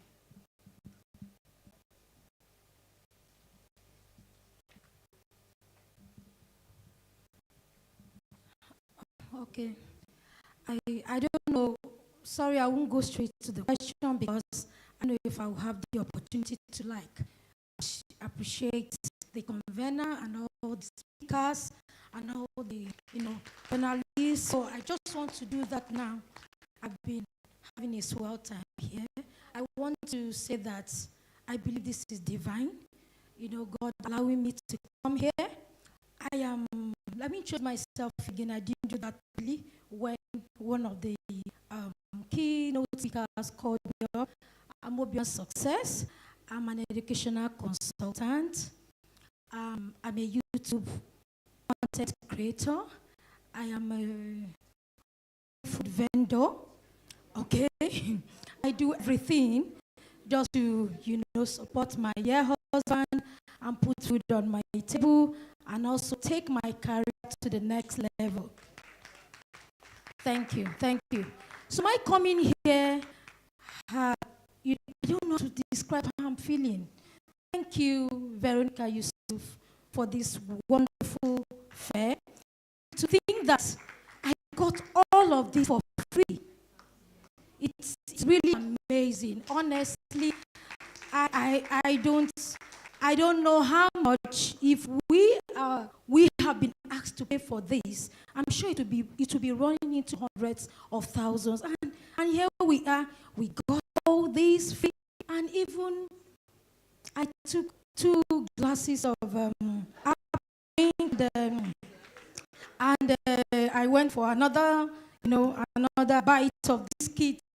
So I'm just so grateful. Thank you to all the speakers. Thank you to everyone. Thank you for your time. Before I came to this fair, and I saw, how long it was going to take, and I saw 3:30, 4 o'clock. And this morning when I was leaving the house, my 9-year-old was like, "Mommy, I want to go with you." I said, "But you have to be at school. You're just," it's like, she felt I was traveling. And I was like, I hope this is not going to take too long. I want to go back home before she comes back from school. But believe you me, I can't even look at my time. It's like I should give more time to you to continue hearing all you have to say to all till nightfall. I'm really so grateful. Thank you so much. Okay, let me just go straight to my question. Like I said earlier, I am an educational consultant, and I have the opportunity to consult for schools. I train teachers, and I help growing schools, like teach them how to grow, and then once they're having challenges, I'm also a problem solver, right? Like I like where the schools that have challenges, and then you call me and I'm able to tell you one or two things to do. By the grace of God, I have grown a school from about 35 pupils to 200 and something pupils in just 2 terms. But the problem I have now is, thank God for this training. Anyways, I seem to be a little bit impatient, with the teachers. I feel they should know this at this time. And why are they not knowing it? But now I learned that my skill can take me to top, but my attitude will keep me there. I learned that today, and I promise I'm going to change towards the way I feel that the teachers are not doing things that the way they should do. Okay, now, how do I bring in technology into education? Because I observe from some of the schools that I have had the opportunity to consult for, I observe that they still hold virtual PTA meetings, parent-teachers forum, and a lot of parents don't. And I found out that they complain. Okay, now I'm trying to, like a school I'm presently consulting for, I'm trying to tell her to, start doing Zoom meeting. But the problem now is most of the parents are not tech savvy. They don't even know how to use the Android phone. They don't know how to connect to Zoom. So how do I go about this? How do I really integrate tech into education and then see if I can cover the whole of it? I live on Ijuleki, and see how I can take over the whole of that area, and even also the flip learning, where because education is taking a different turn now. It's not like the chalkboard then and all that. They use smart board. And how do I bring tech to education? Thank you. Okay. Thank you. So teachers are, I would say they are afraid. There's fear when it comes to technologies and schools and teachers and parents. So for me, to answer your question is on need to debunk any fear. You need to do more like webinars. You need to train them, not train them tech, but train them on the advantages in terms of more pay, less work. Do you understand? I understand less work for me, and I can even get global experiences and all that. That's one. So you need to just debunk the fears, because that's just the truth. I remember then when I did my master's, I think I was the only one that came from business development. Because I told you I was I worked with a business school and I was selling trainings. That's what I was doing. So in my class, they were all teachers. They were all Uyghurs, black. And remember then, okay, this is a good training. We need to do something for teachers. A lot of teachers, when we try doing it, they're not interested. So for you is you have to don't fear. Do a webinar. Continue just to every weekly. Just keep on telling them the benefits. Now, if you want to say Ejuleke, that's a BDE kind of. So now you have to ask what you are offering. Do you have the card? Do you have the knowledge to take over Ejuleke? So I think for you to take Ejuleke, you can showcase your expertise in the light. I know a lot of people believe in out doing a lot of webinar speaking. I'm not a talker. I'm more of a action kind of person. So I don't like coming in front of people and talking. Just tell me what to do. I'll do it. You understand? So, but you need to do a one-on-one with school. They know you. You understand what you can give. I hope I answered the question. I'm sorry.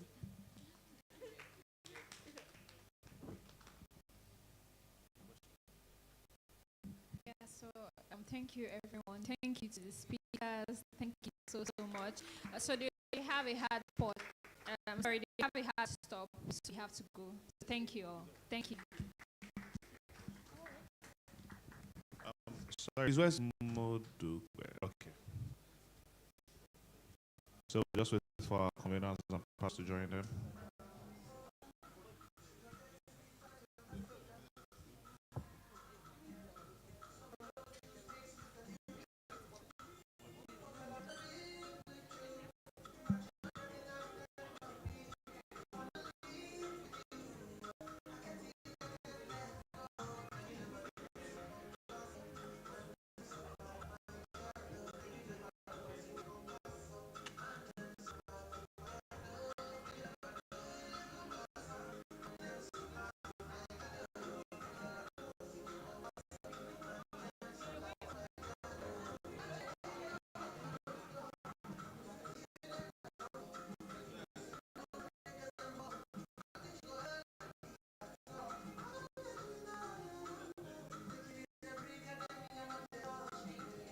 Thank you very much. Thank you very much. Thank you, Amy. Thank you to our amazing panel. I know this is a hard stop for them. Are we blessed? Did we enjoy ourselves? I noticed something on that panel. Who can tell me what I noticed? It's an all-women affair. And there are more women than men in this space. It's like 1 to 10. You know. Well, it won't be bad to say women are taking over, but I know go Grisha. All right, thank you very much. The panels, a round of applause them once more, please. So next, we're inviting our last speaker for the day. Another very important speaker.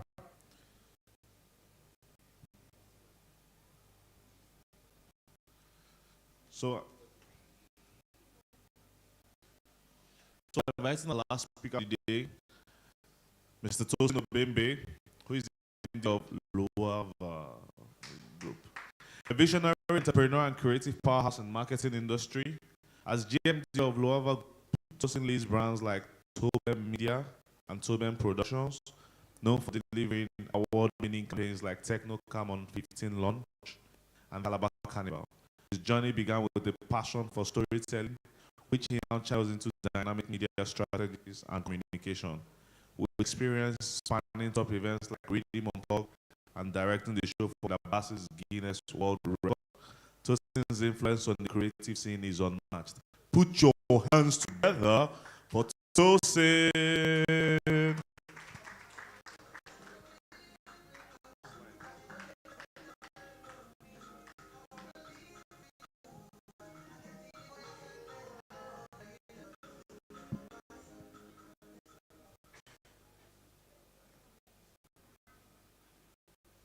Hi, good afternoon, everybody.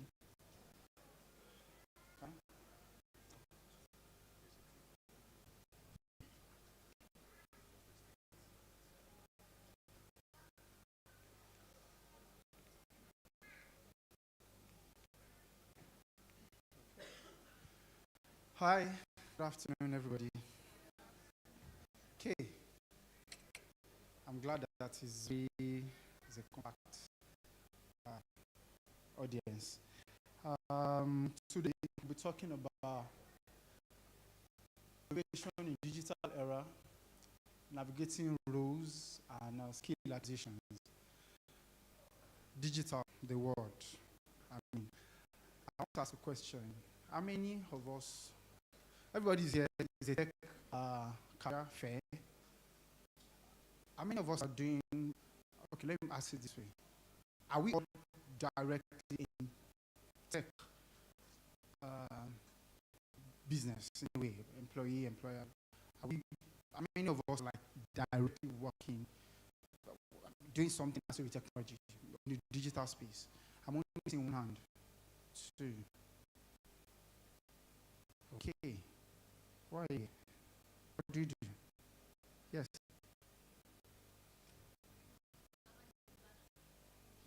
Yeah? Event plan. So why are you here?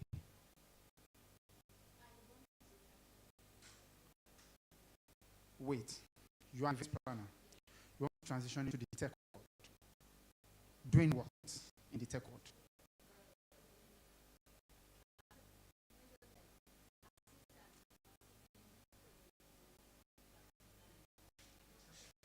So you still want to be in the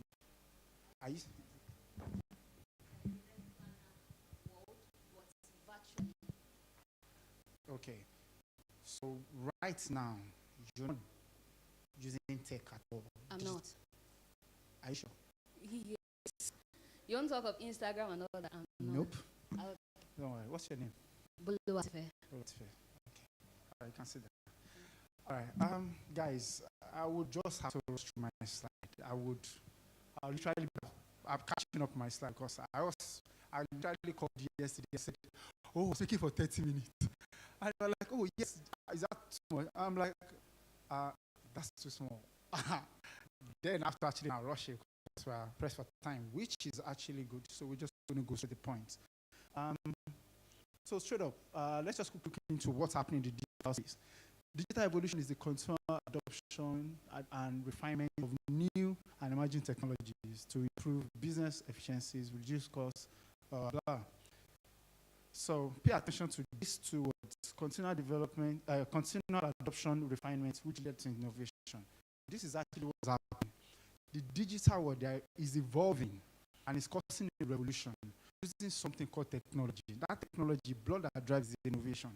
And if you don't get a hold of who are you, how can you innovate? Who are you? What can you do? We're not even going to get. You're not even going to start anything. You're not even going to think, because that will tell you. I need you to. I'm like, oh, sorry, I know someone that can help you. It's not for me, because you probably felt, this is innovation. Let's put it that way. But don't forget, everything I'm about to talk about rest on these things. The digital world is evolving big time, causing a revolution using technology. The blood that drives it is innovation. And that is where we will, like I said, I'll script through my slides. What digital roles do you think are available today? Careers in digital. I wanted everybody to mention, but we don't have time, so I'm going to go. I'll go back there. So these are I can't mention. The previous speaker spoke about cybersecurity and how intentional it has to be.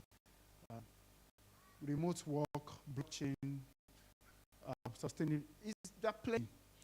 But I'll go again, see the bigger picture. Now, why am I rushing through my slide? I'm rushing because I want to get you somewhere very fast. That to every digital space. Now, I'm going to tell you this. Everything here is on Google. In fact, I was telling you that I had to do a part of my slide while I was on the road. So just like most of these things, they're on Google. But we're going to talk about what is not on Google, what is not on YouTube. Everything here. Wait. Adapt every digital tool, regardless of your profession. There are digital tools you can use to streamline your work and increase efficiency. Google will tell you that. Lead by knowledge. Be keeping informed. What do you do motivational speaking? We need to drive it home because I want you, by the time you're done here, what you'll be asking yourself is what's unique to me? Because what's unique to you actually was going to help you find that part of you that is innovative. No matter who you are an inventor. You've invented things and you don't even know it. You're an innovator, you're an inventor, but you don't even know it. Now we're going to intentionally tap into that part of us. Staying ahead in this fast-paced world, I say fast-paced, things move so fast. So I started my career as a cameraman. Do you know in the world of filmmaking, the camera guys here can tell. If when this camera came out, when they released this camera, before you finish studying the functions of this camera, another camera is out. That's how fast it is. Now, at that point, you don't need to study the future of this camera. You need to study the business, the designing of storytelling using camera. So by the time they tell you that another camera is out, and they will tell you this camera is better for low light, you just need to go find the low light function. You don't need to go into the details or read what does this look like and all. So that intentionality helps us to navigate the fast-paced moving world. I just use an example because that's actually the word that I'm very familiar with. Let me tell you something again about innovation. I said technology can be an innovator. I didn't know anything about innovation. I didn't know anything about it. In fact, let me tell you, the digital space has been a place that I have. Let me go through my career. I was a cameraman. It was the cameraman part that led me into right now being a communication enthusiast, like I put it. But before then, I did stay in information marketing. I don't know if anybody does that. In fact, information marketing is what we're doing here today. Assuming everybody here is paying for this. The organizers of this business, of this fair, will be in information marketing. You literally come in, you're paying to come and get information. Well, let me tell you what I did when I was starting out. Because I did something that I want to challenge everybody to do today. I understand myself. I know how I operate. See, Chubi said something about how all the speakers here take advantage. You will not see them outside. You will see me outside. I'm an outsider. I did. But guess what? When I said that, I'm serious. Like I can literally decide to go out Monday night or Sunday night when there is work on Monday. And then I tell people this. I tell my staff, my friends, I said, I'm actually a really lazy person. Anybody I tell, and I have some of my friends in the audience, they'll be like, you, workaholic. I'm actually a lazy person. And I'm not trying to, but you know, I know myself and I get to understand myself. You see, if you don't have the hold of who you are, you're not. I'm not even going to talk about just the digital space. Generally, like in the space of this entire how life works, you're not ready. So let me quickly tell you a story about my day in information marketing. So I realized that I don't need to print a book to become an author. There is ebook and e-cover. Now, I realized what makes me ahead of people is because I can spend more time on Google and put a lot of information together that, okay, for people to find it, take them a lot. So if I tell them that tailor-made information will take you directly to this, they'll come from me. So I put a book together. I did it online. Then somebody told me about something called email marketing. That you are now when they talk about marketing, it's just email marketing on the surface. Then I checked it out, and I realized that okay. Long story short, I did an automation for the first time. I didn't learn it anyway. I was just playing around it. Then I realized. Then I uploaded an ebook. I was going to sell the ebook at $8 or $5. Then I now set up the email marketing software in such a way that when you go to the website, it will give you free information, and then you punch your email. Immediately punch your email. I set up about a full 3-month conversation that would lead you to buying the book. So after I set it up and I put everything in place, I left it there. I was leaving I wasn't going back to it. Fully automated. I had a PayPal account. So the only thing I just say is email. Boom. Oh, another person has. Okay. See, for 3 months, if you enter that for 3 months, you'll be thin and conversing. In fact, there will be people that will be like, I bet you enjoyed yesterday. I'll call you right now if you're ready, but I'm busy. I put all these things there. I did it because I'm lazy. I'm not doing this. People do it. I'm not ready to do it. I can't keep up. So I had to find a way to. So I think that drove me to actually setting that up. I'm talking about like 10, 15 years ago, thereabouts. So I want to quickly go to, sorry. You continue learning you in the fast pace with network with experts. I heard that there was a session of networking and networking. Now, this is where I'm going to. Innovation. Don't forget what I said. The digital world is fast evolving, causing a revolution, using technology. The bloodline is innovation. That's what you need. It's not technology. If it is technology, you will be stopped. Like I'll be trying to study this camera when they have created 2 other better versions. Now, because I am very good in this, when somebody wants to work with me, I'll be advising them to use this camera. So you're good with it. You get? But the word is for 2 times more. Don't get stopped with technology. Stopped with innovation. And innovation is not that hard at all. So everything that has to do with innovation is you. David Speaker said something. There's something he said. Yeah. There's something he said. Sorry? There's something the previous speaker said about. It's what I'm about to do now. I don't like doing it, but I will do it because I really want everybody here to go with something. I don't like motivational speakers because they don't tell people that the world is relative. Everything is relative. If you ask me anything, I'll tell you it depends. Depends on at time. Maybe at that time I'm telling you it depends. I don't know it depends, but I tell you it depends. And let me tell you something. The previous speaker said something about TikTok, social media that the creators are going to make money.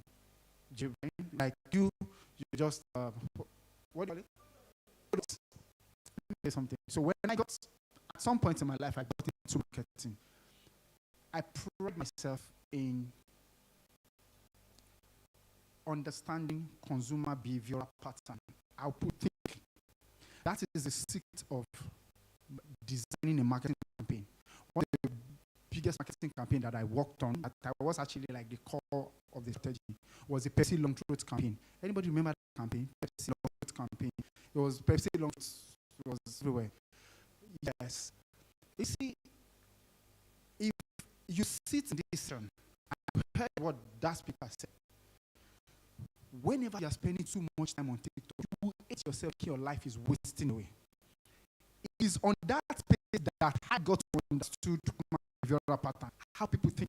So, if the brand manager of that I'm working with calls me and say, Tosin, want to put out this thing tomorrow, I'm capturing this, I say, well, then go yab you. Because I am on TikTok, I know what people are saying. So, if I'm saying, get me wrong, what the speaker said is very right. I'm just when you listen to people relatively understand what they're saying. Don't just accept people. Nothing is absolute. Everything is relative. In fact, I came up with a principle. I don't even know if it exists. Relativity. I don't know if it exists. I have to come up with it because it is important. A lot of people miss it just because of that. Sorry? Positivity exists. I'm an inventor. Don't say it exists. I invent that. Don't keep it away from me. Thank you. So yeah. Now talking about understanding yourself, which helps you to get grabbed. There is this thing very important. Conduct a personal SWOT analysis. SWOT analysis is a very big word in all the business people here knows. Strengths, weakness, opportunity, threats. Do it on yourself. And be honest about it. I'm not just telling you I'm lazy. Be honest with yourself. I know I'm lazy, but I mean, last year, one of my colleagues we worked together on Stack December is here, Moyo. We worked on Stack, we did 12 concepts in 15 days. And these 12 concepts, not headliner, I'm looking at Shake, Buju, Omali, Young John, Adekunle Good, Shei Vibes. These Shei Vibes in the code was chaotic. Now, I kept doing I'm lazy. They are hearing all these big things I'm doing. I did Cocathon, 5 days straight, filming. CNN did my interview. They couldn't put it out because I bumped all through. No, they put it out, but my picture. They couldn't use my face. I keep saying this, right? I did my own SWOT analysis.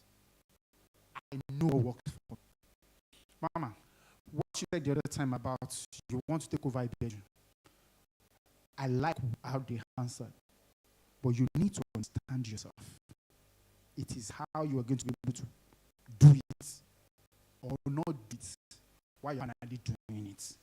I don't know if it doesn't have to be you doing it. If you understand, if your superpower is in convincing people, you don't have to do it. Get people convinced that they will do it. You're the one doing it. That's how it works. You need to understand, let me call it superpower. Understand yourself. Understand, oh God, I can't say it's enough. Understand yourself. How fantastic old who you are.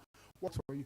There are some people see, but there's when the situation is getting the place where is bigger than what they can do, they will move themselves. They know how to function well. They know the area that works for them. So this, what I'm saying, like, as I said, when we are done, I also everybody asks themselves, what is unique to me?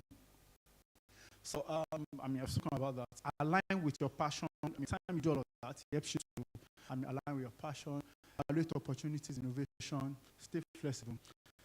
But knowing yourself, how innovation and with your strengths, you can make more informed choices in your career growth. Yes.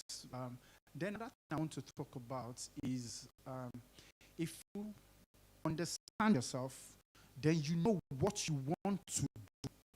You have, see, guys, if you understand yourself to the point where you know what you want to do so much, when people come to you with something that look like an opportunity, you say no. Not because it doesn't align with you. If I'm not knowing, not having a grasp of yourself can lead to something that I would call it borderline greed. Because you don't want to do everything. But guess what? You can still be doing everything, but you're playing in your space of strength. You get, when I called my friend, I run a group of companies, product company, media company, a marketing agency. The marketing agency is 360. Just floating the influencer. And I asked my friend, one of my friends, I said, her name is Nene. I said, hey, do you think I'm doing too much? He said, yes, to see from afar it's too much, but you've not a bad project, you've never spoiled any project, you want to be bad. From afar, you're doing too much. You are the toast, so maybe there is this, and this, but you're not doing bad. Why would I say you are doing too much? That's what I'm telling you. You need to understand yourself. What's your superpower? You will be getting more, and people won't be able to understand it. You need to see this thing. We call it USP in products. Once a product is unique, and that's what you sell to people. If you know what to make yourself unique, that's what you will sell to people. That's how you will relate to people. There is nothing. If you do that sort of analysis very well, whatever your weakness is, you can still play in your weakness space and you're playing your weakness space, but you're actually dominating it, and you actually, you know you're weak there. The CEO of Alibaba said something. He said, I don't know anything about business, but I know how to coordinate people. So I bring smart people together to come and coordinate my business. That is CEO of Alibaba. That's how it works. So, evolving as a person, when you understand yourself, you're not conscious of how to evolve. Cultivate an inquisitive mindset. You need to, I would say this, question everything, not like in a confrontation, like just analyze why did this thing happen this way? Why did this happen this way? I want to tell you this, I have directed a lot of things. I come from a multifunctional director, and I think we used to be two that I know in the country, but I mean, the other that is we're friends, very good friends, but Onye is no longer doing TV. So I've done TV directing, dance with guitar.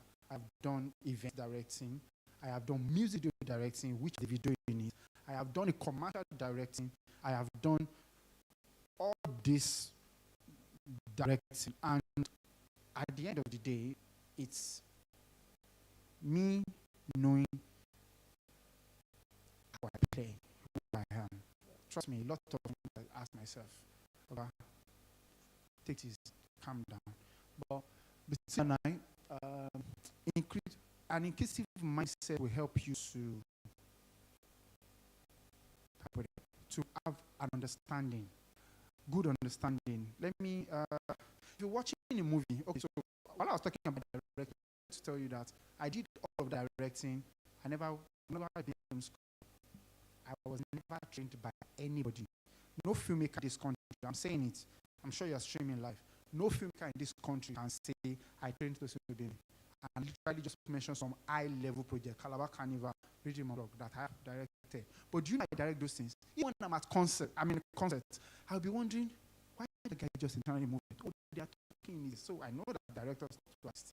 So you need to question, you don't have to ask, like understand things fully. If I can't watch a movie, because if I miss 1 minute, I want to understand, why did this person, okay, so there was a time I was expecting a lady to give a comeback.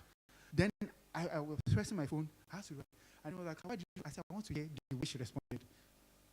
That's how, but if you do those things, it will help you understand your environment, understand whatever it is that you are consuming. It helps you to be able to, when you understand you're consuming it, you will use it to form something and serve the world, and people will be like, oh, God, did you learn that? So, stay focused on your vision, make informed choices. Fitting and adapt is very important. Just borderline your thought analysis. If you know who you are, you'll be able to fit into, you will know where you fit into, know what you can do. You'll be playing your place of strength. You're an easy person to work with. I say this audience, see, this, you can be an easy person to work with in this life. Let me tell you something. It is not about you being the best tech, I don't know, I don't use tech, what do you do? All these people that write code, I don't know anything about it. Developer. Yeah, you can be the baddest developer, but if you're not easy to work with, I have a friend, he's a badass editor who have commercial. See, when they tell me that, I say, which editor should edit commercial for us? They say, Joshua Black. You know, I did that. He's so good. Oh God, his job is so clean. But you see the review. I'm not talking about being a talk. I'm not even talking about talk. Even it might be you trying to, I don't make mistake. I like to everything be on point. But are you stressing your clients?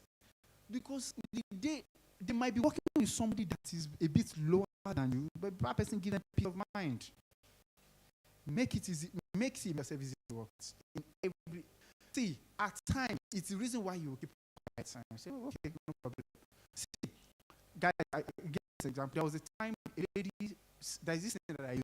If you send something to me and said there's a correction needed, and I know that there's no correction needed, I obviously know that there's nothing we can do. That thing, what it is. Immediately you send at me, I will say, oh, okay, thank you for this.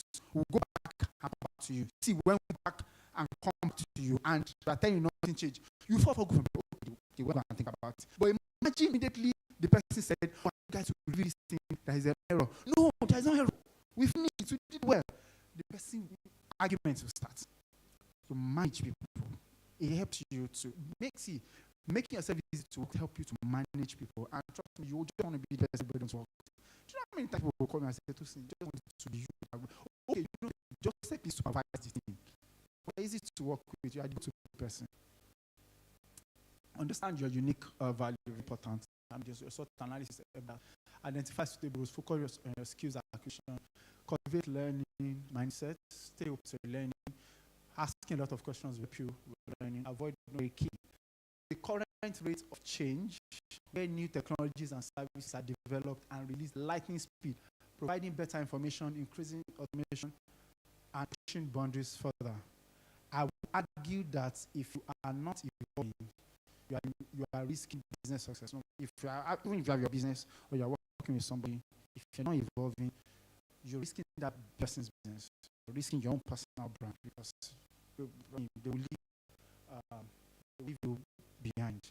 The two digital age are main, but the true innovation lies in the heart of human connection. That's what I said. Innovation and connection, which is you. Thank you, Evelyn.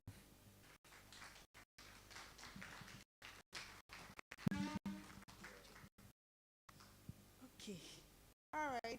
So thank you so much. I think being inquisitive has become something that, even me, I'm asking myself, am I inquisitive enough? And this SWOT, that really spoke to me, honestly, because most times you do SWOT analysis for outside people or other businesses, but you don't do it yourself. I think that, especially for projects, because I manage programs and projects, we try to check all that, but for your personal use, you need to also be able to do that. So thank you very, very much, Mr. Martin. We are moving quickly to the last session for the day. Who's excited that it's the last one for the day? All right, so I'm moving to the last one for the day. We'll just quickly invite our convener, Ms. Veronica, to just speak to us about the workshop and the speed mentoring that would be happening right now. So, thank you. Thank you. I had to change my trainers to be more comfortable. I hope all had an amazing time so far. The speakers have been brilliant. I've been down there and just keep mentioning notes. I hope you all have as well. So we will do vote of thanks later. Now, this was meant to be an initial panel discussion, but because of time, we will break out into what we are calling speed mentoring. A lot has been said today about different things, brilliant things, but this one now, we want to talking about how you position yourself, whether it's with regards to your CV, job search strategy, LinkedIn, optimization, and a host of other things, because the theme of this event has been, is positioning and repositioning. So one of the panel discussions we had, you have all the amazing degrees and certifications. This part of the world, it's all about these and all of that. In the West, in general, it's more than that. And so it's really about how you position yourself. How do you present yourself? I told you guys the back behind what drove this event, how we were looking for CVs, and out of 250 CVs, we couldn't get 10 CVs.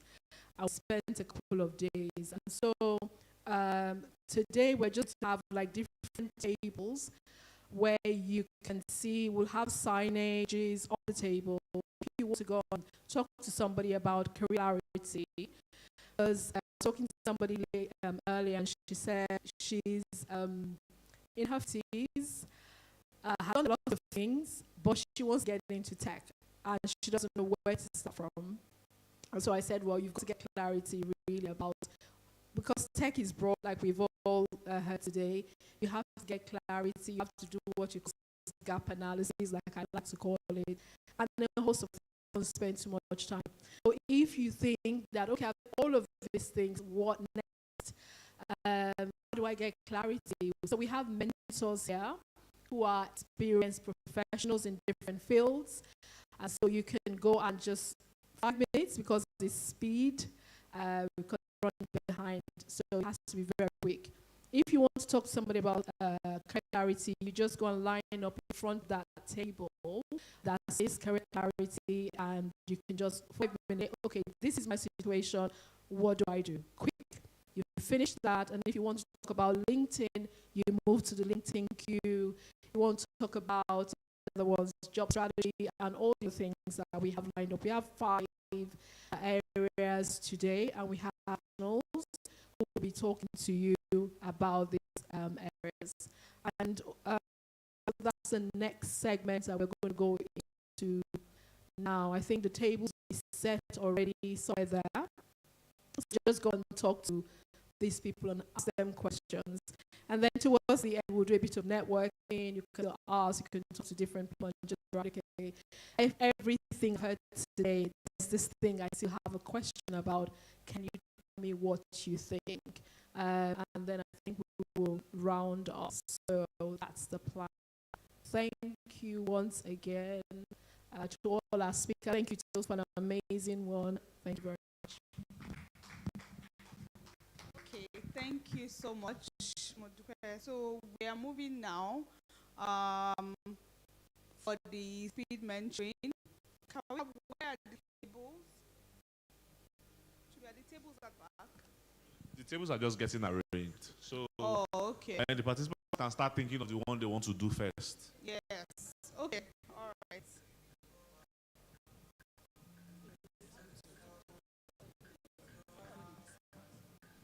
Okay. So what about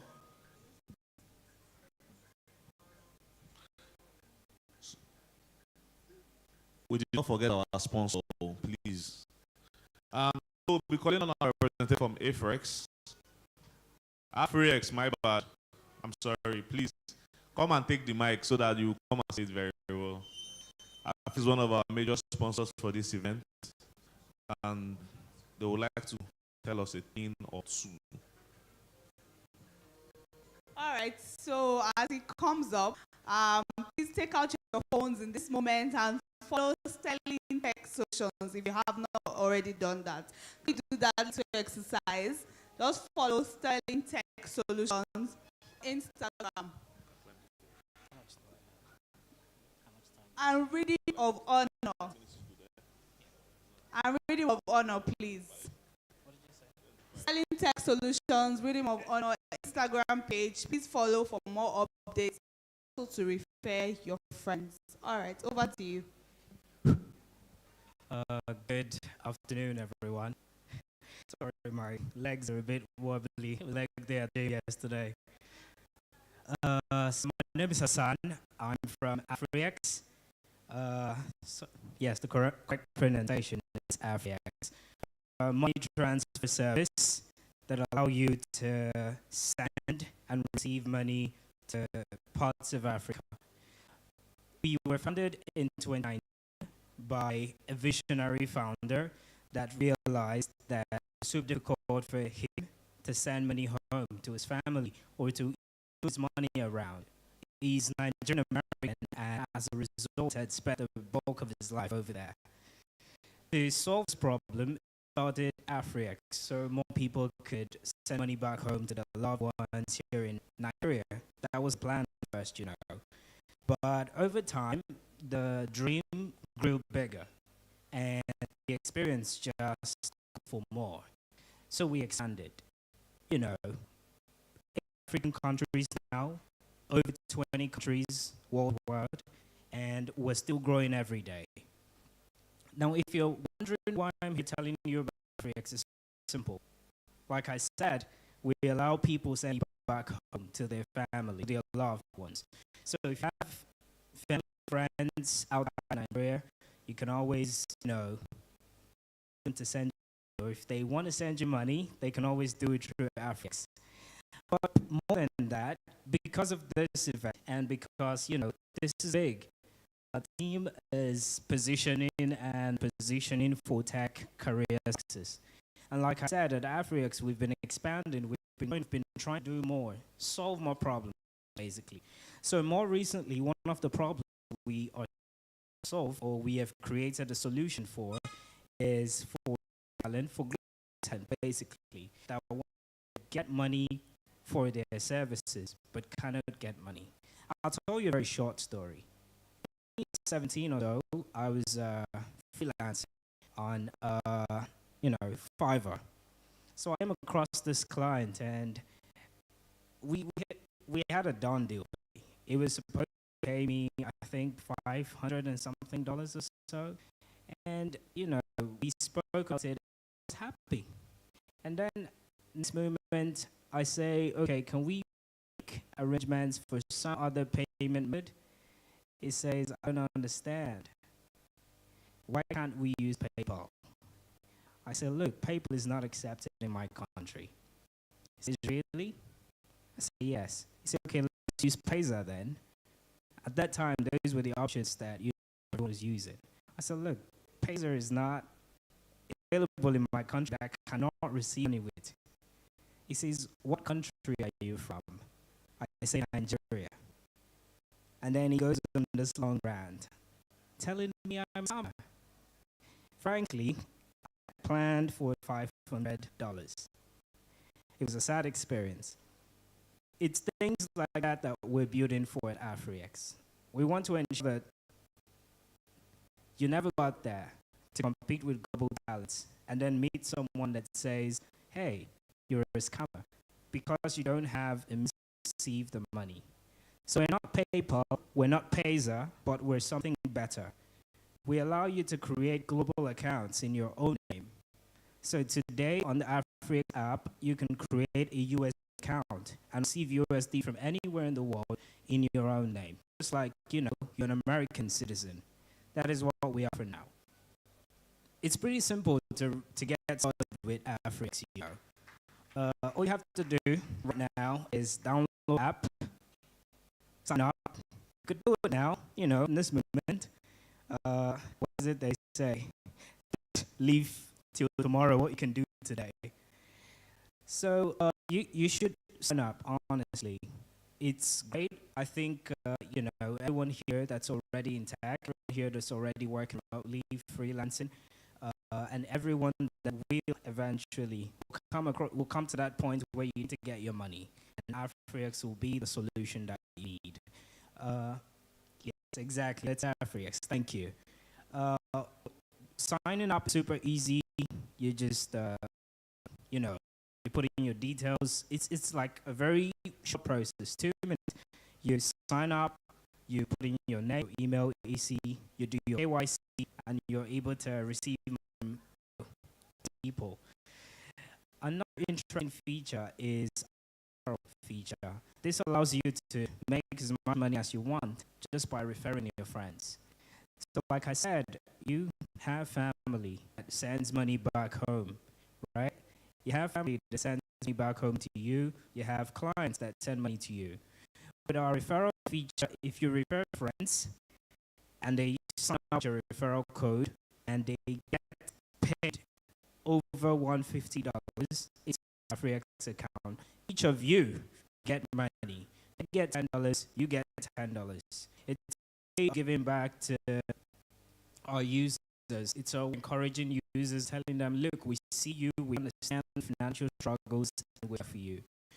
All in all, we really want to be that app that is there for your financial needs, helping you move money from country to country, taking care of all your cross-border, all your cross-border financial problems. So, I really don't like to be repetitive, but I'm going to say again, I think that you should download AfriX today. I joined the team at AfriX because I believed in the vision, and I haven't had any reason to regret it.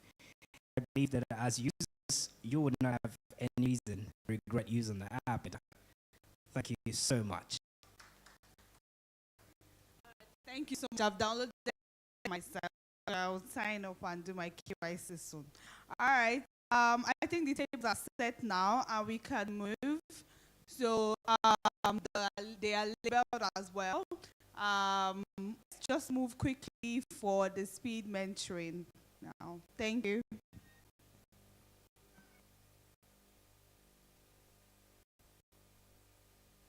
Also, they just told me now, they said that don't just download the app. There is a code, referral code, and that gives you access to some, free amenities, maybe dollars, who knows. So download the app. When it gets to the referral, please type Sterling. Sterling is the referral code, and that gives you access to a couple of amazing things. Yay. With that being said, you can start the speed mentoring. Please, when you go for speed mentoring, just spend 2-3 minutes, right, with your mentors. Don't do more than 2. It will be 5 minutes. It's too much. 2-3 minutes. Just ask a question, and go to the next person, so that other people can have the opportunity to meet the mentors. Okay? All right then. Give people a do.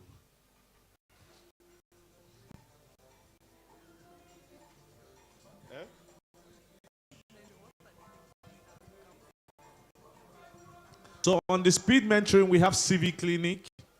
We have mentorship access for those that are asking, how do I get a mentor? How do I get a coach? How do I get somebody to talk to? And also, we have sessions for workplace readiness, for workplace. There's somebody there for you to do. Please don't forget 2-3 minutes to another person. Allow another person to speak to your mentor. Thank you very much.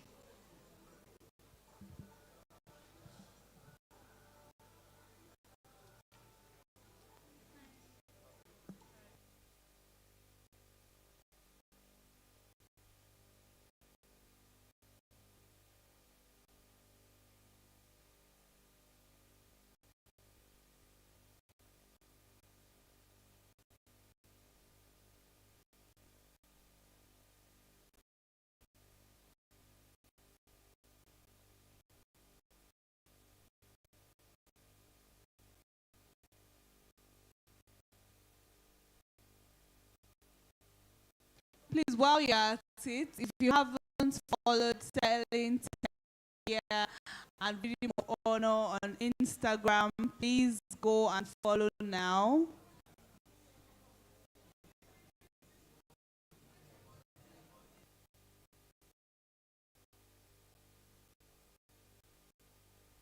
And don't forget to use the hashtag when you are posting. Sterling Tech Fair Lagos. That's the hashtag for this event. If you are posting on your LinkedIn or if you are posting on your Instagram, on your social media accounts, please don't forget to put hashtag Sterling Tech Fair Lagos. Thank you.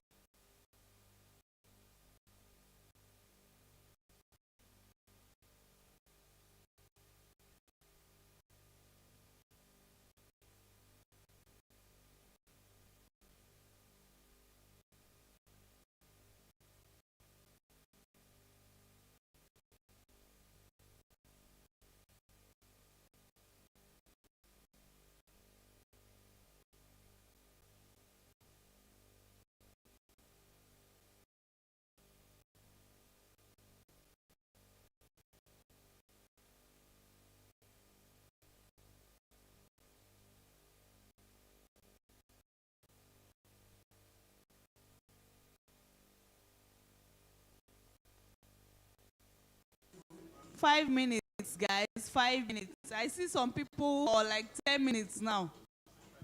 They are still with one mentor. 5 minutes is the maximum time. Should be 3 minutes, guys. Let's move as quickly as possible to give other people slots. Please, this is an opportunity to meet up with the sponsors at the back, APHR, Aravo, Afrix, Career Party. For those that want to sign up to take the soft skill program, please meet Career Party.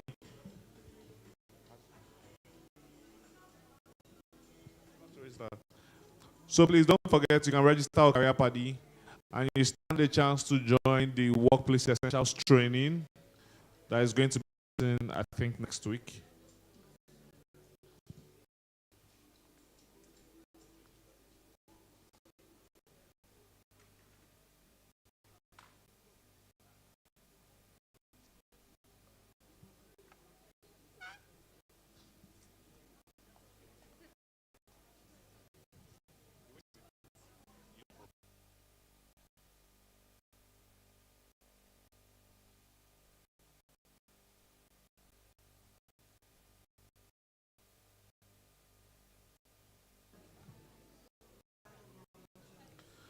It's 2-3 minutes. Let other people talk to mentors. Okay.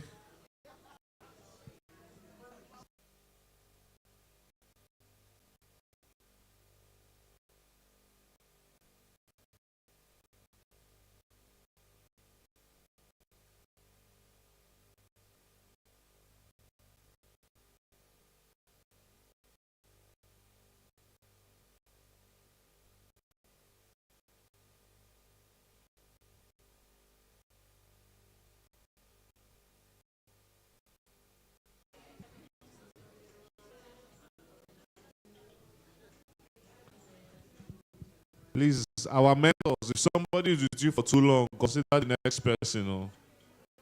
So tell them they can talk to you after the program. Well, please, let's move.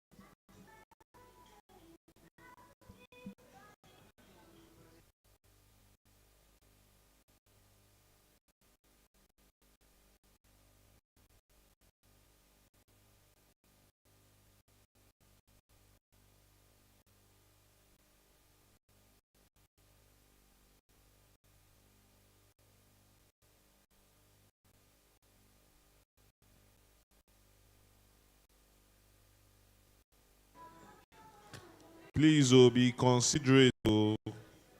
Allow the next person come in. Some people already they want to build a career.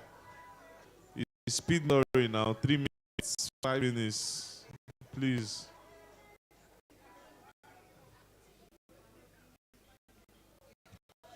Or maybe I'll come carrying them by myself. Oh yeah, I've done too much. Allow the next person.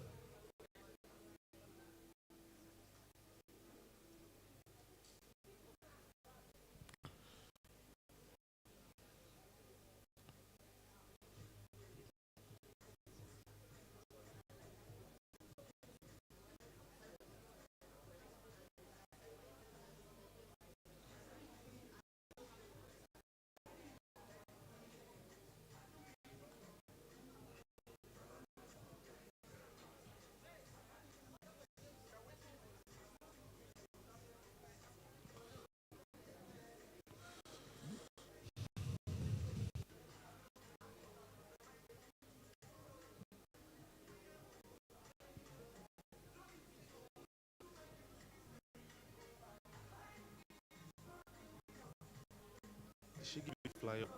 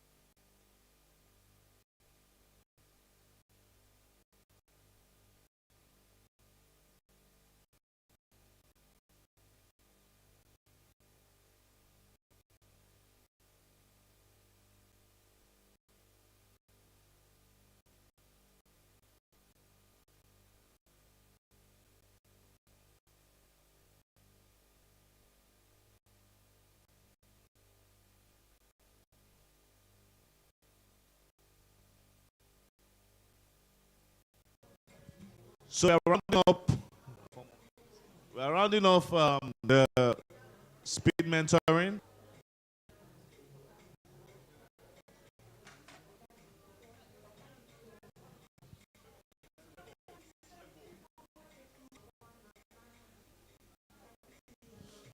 We're rounding off speed mentoring.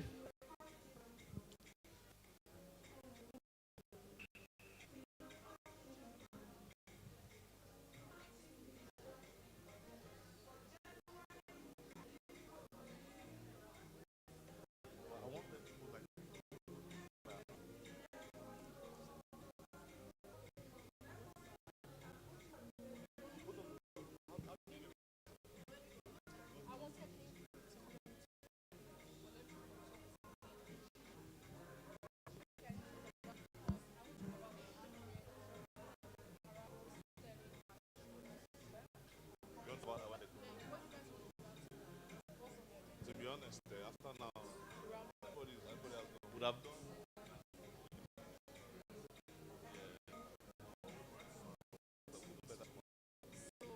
That's why I wanted to put up the beat.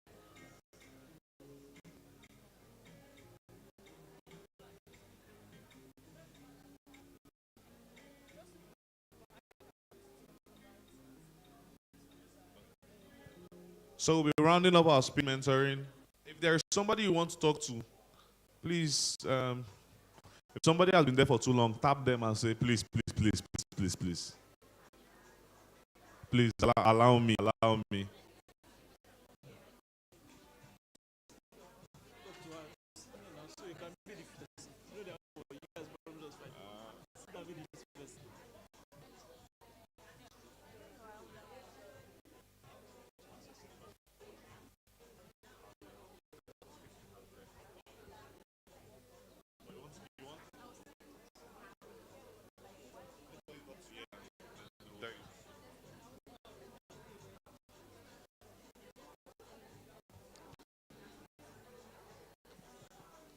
Please, 2 more minutes, they will round off. Just 2 minutes. And we're done.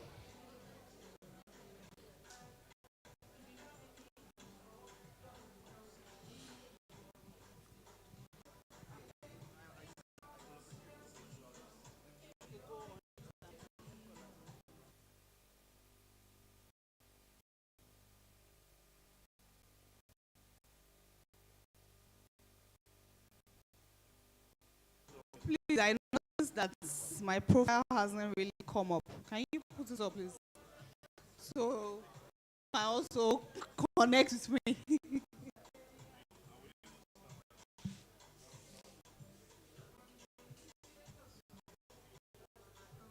Yes, you just passed it, brother.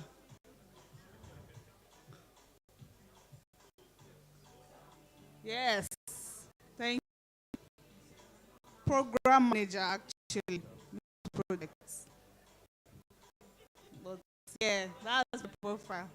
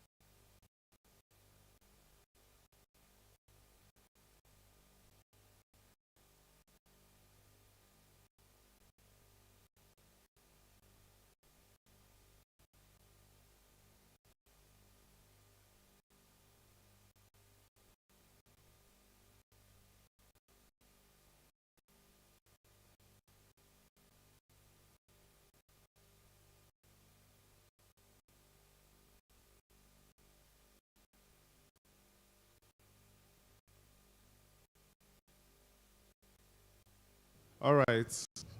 Um, we'll start rounding off our speed mentoring.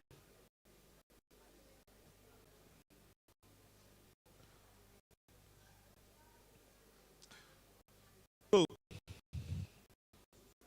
for those that are here, right, let's talk.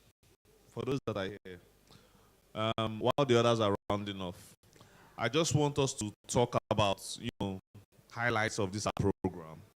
What did you learn? What do you like? Who did you talk to? Did you collect somebody's WhatsApp number? Did you get babe? Programs like this, people come with different initiatives. Some come to learn, while others come to scout. Right? So, and it's not bad, no?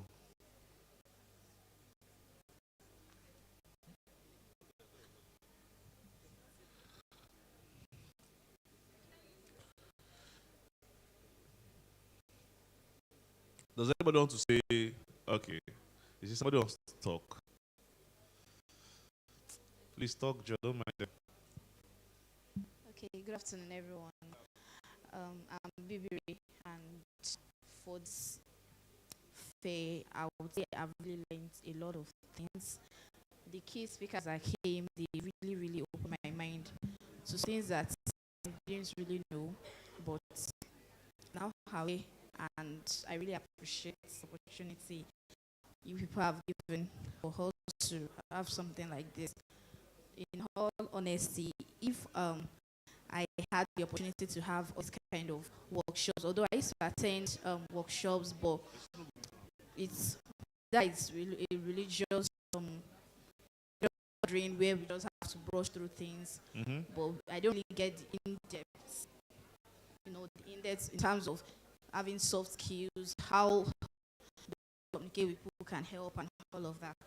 So one thing I also got from this, most people used to talk about how you can go to the school, to the university, 5 years and teach you a lot of things, but there are some things that the school will not teach you. There are some things the 4 walls of university will not teach you that you will learn outside, and this is one of them. I've learned a whole lot of things that will be applicable.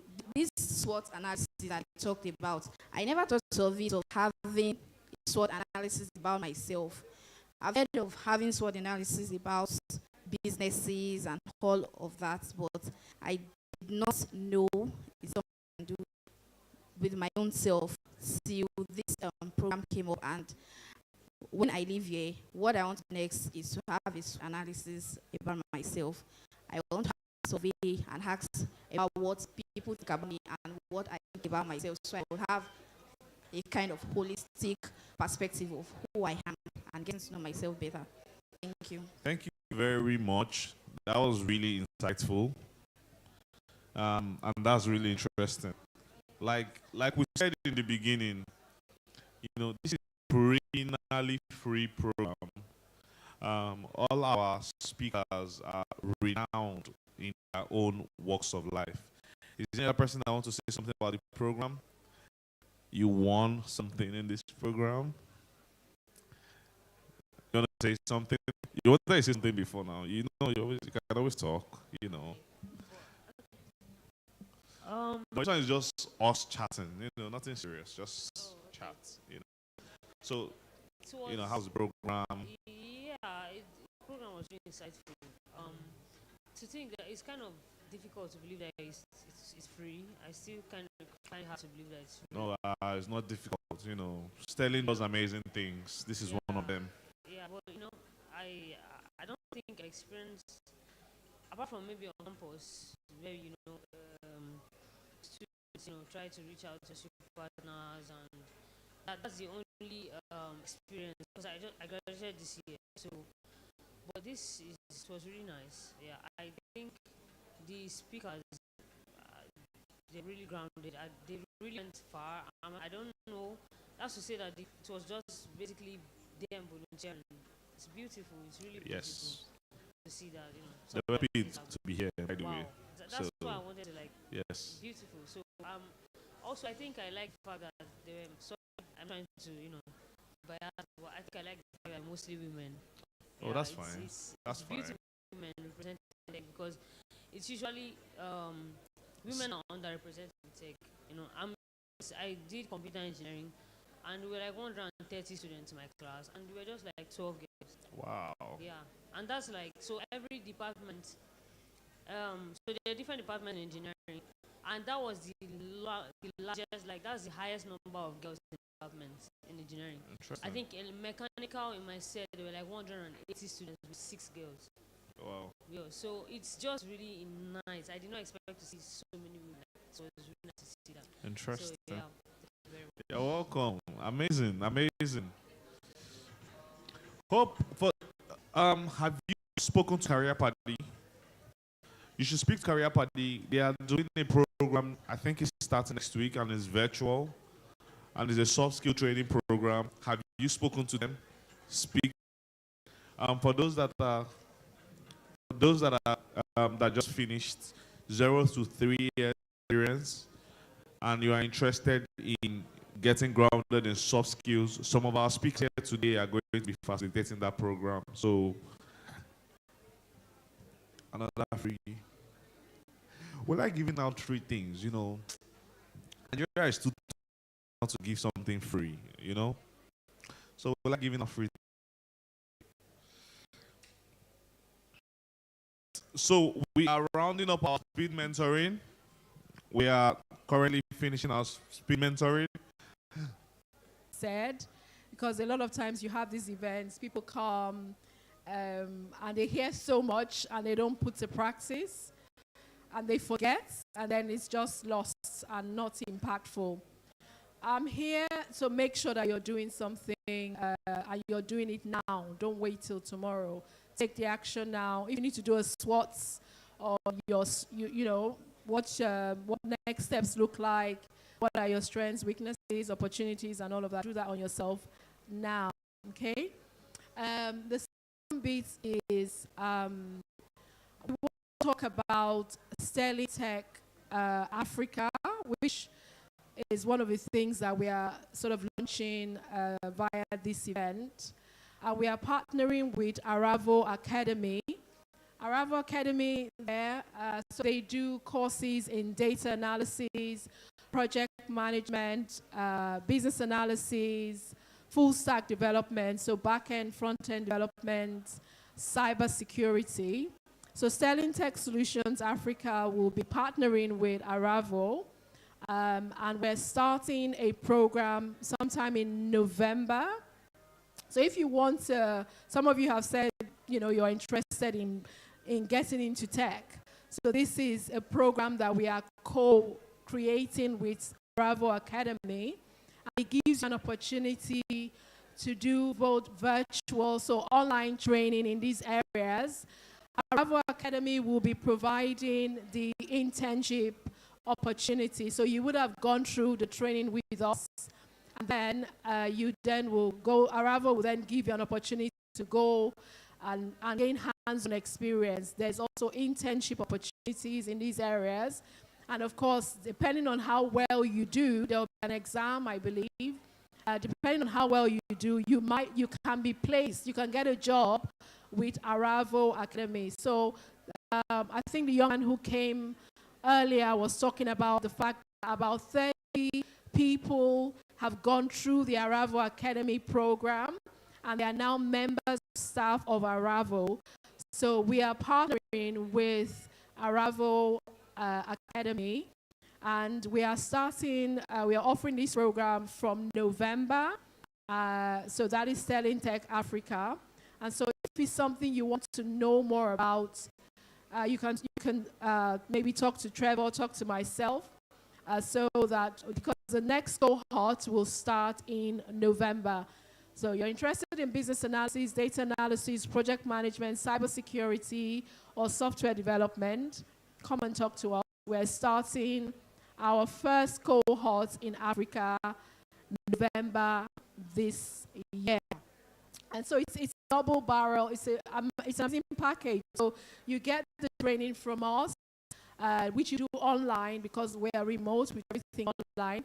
But then you can also come in person to the Aravo office in Ikoyi, and you get internship opportunities, I think over 12 weeks. Yeah, about that. And then again, if you do very well, they can actually offer you a job at the end of the program. So you can talk to Aravo Academy about this, or talk to myself or one of our team members. So yeah, we hope that you have found this useful today, and if you want to get into tech, we are also very big on the fact that you can go into tech via the not so technical route. So you don't have to be a coder, you don't have to be somebody who's learning to write code. You can be a project manager, you can be a business analyst, you can be a data analyst. Those are very, very easy routes into tech. So for those of you who are still trying to figure it out, why don't you explore the easy routes, and then when you get in, you can then go into the more technical routes. And that's kind of what we are about, and that's the program that we are talking about. So thank you very much. I'll hand this back to Chubi or Victory.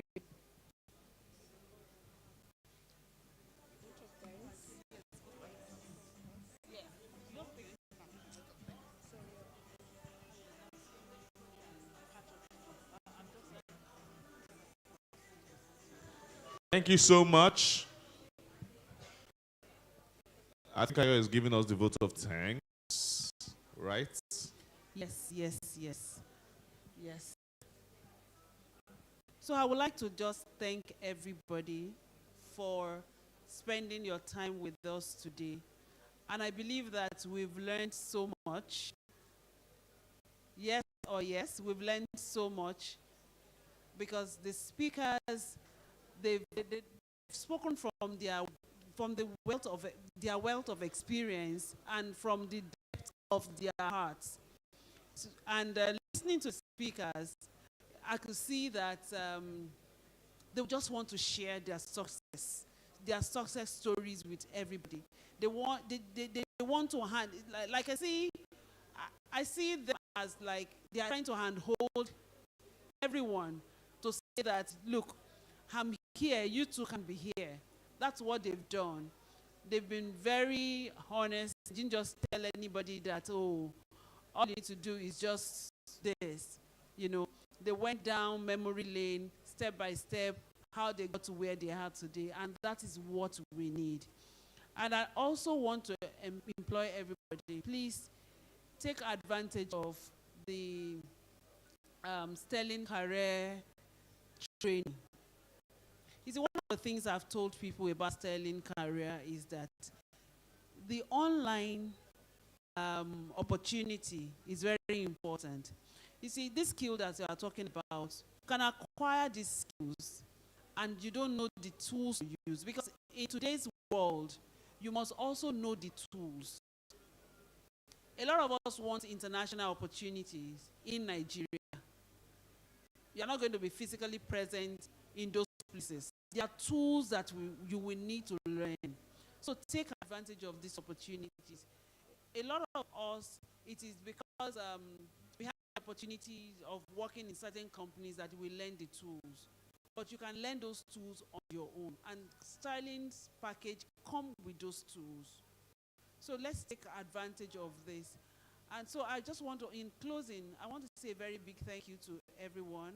And I'm sure a lot of us will be able to also win some of the freebies that we have, the Career Paddy, and then the Afrex, the Aravo, and I think tomorrow we'll have the Aravo talk to us about what they do and the offer. We actually have 4 people already with Aravo, and they are on Aravo from this program. They've already been taken in by Aravo. 4 people. They are there in their academy.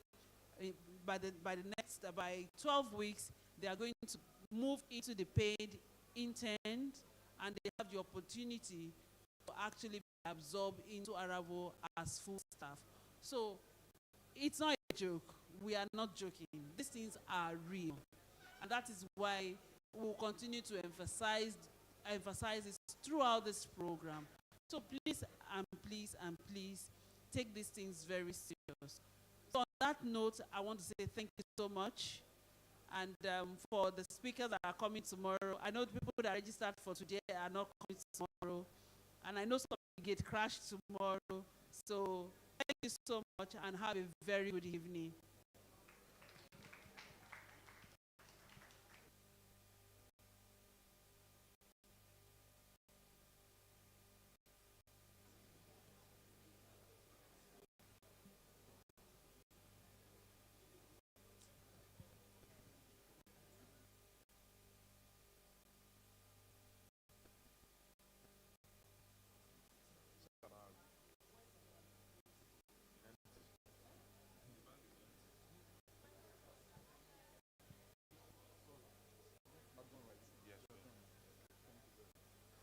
Thank you very much.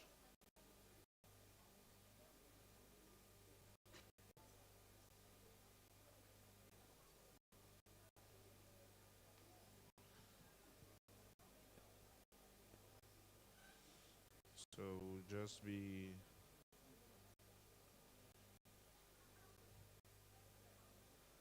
victory.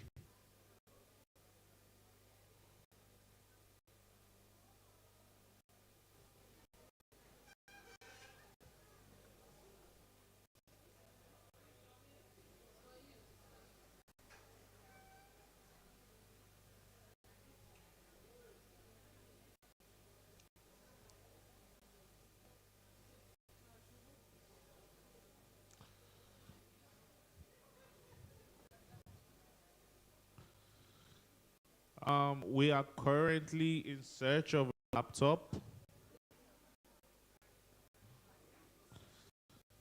In case you mistakenly took someone's laptop, please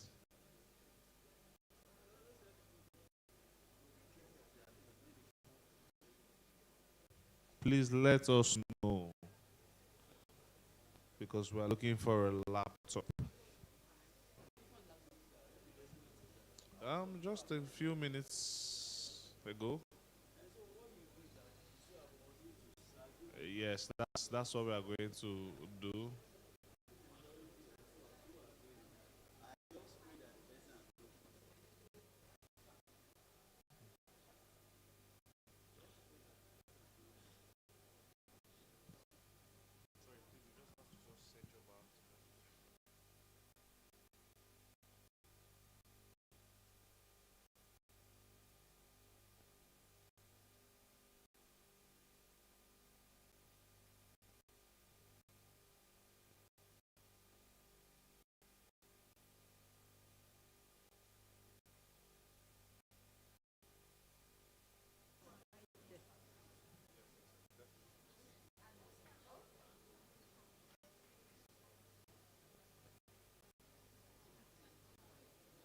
Thank you. Thank you for coming.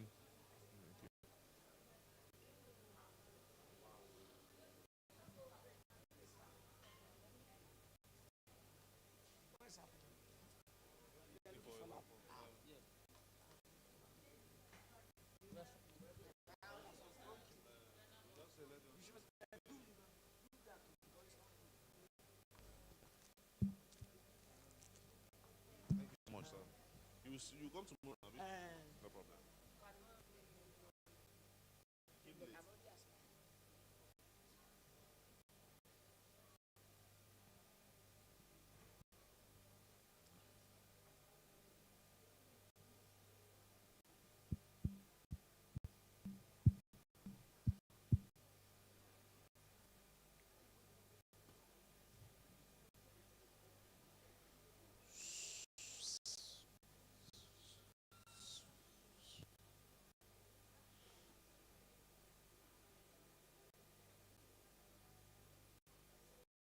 So please check under your chairs just to make sure it's not there. Man,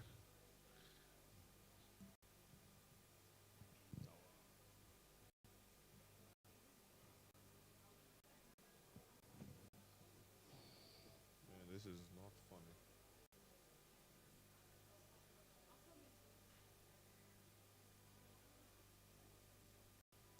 Hold on, sir. I'm supposed to set you.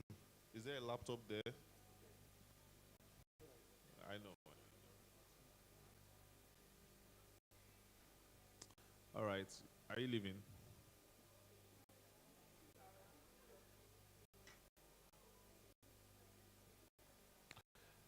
Our young techie. No, Chisom is fine. Bye, Chisom. Yes, we are very sorry. Inconvenience. Our camera guy. Thank you very much.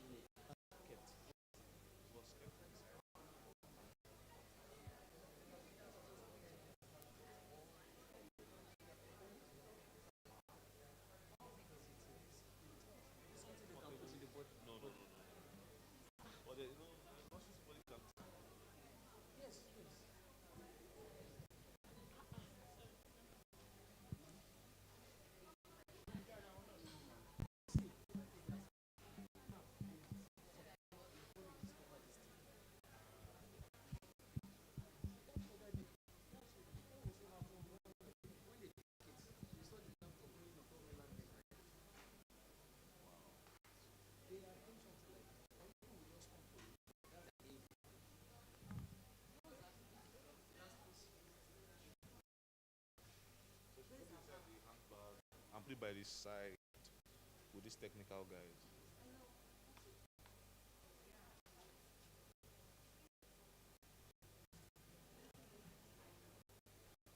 Toby,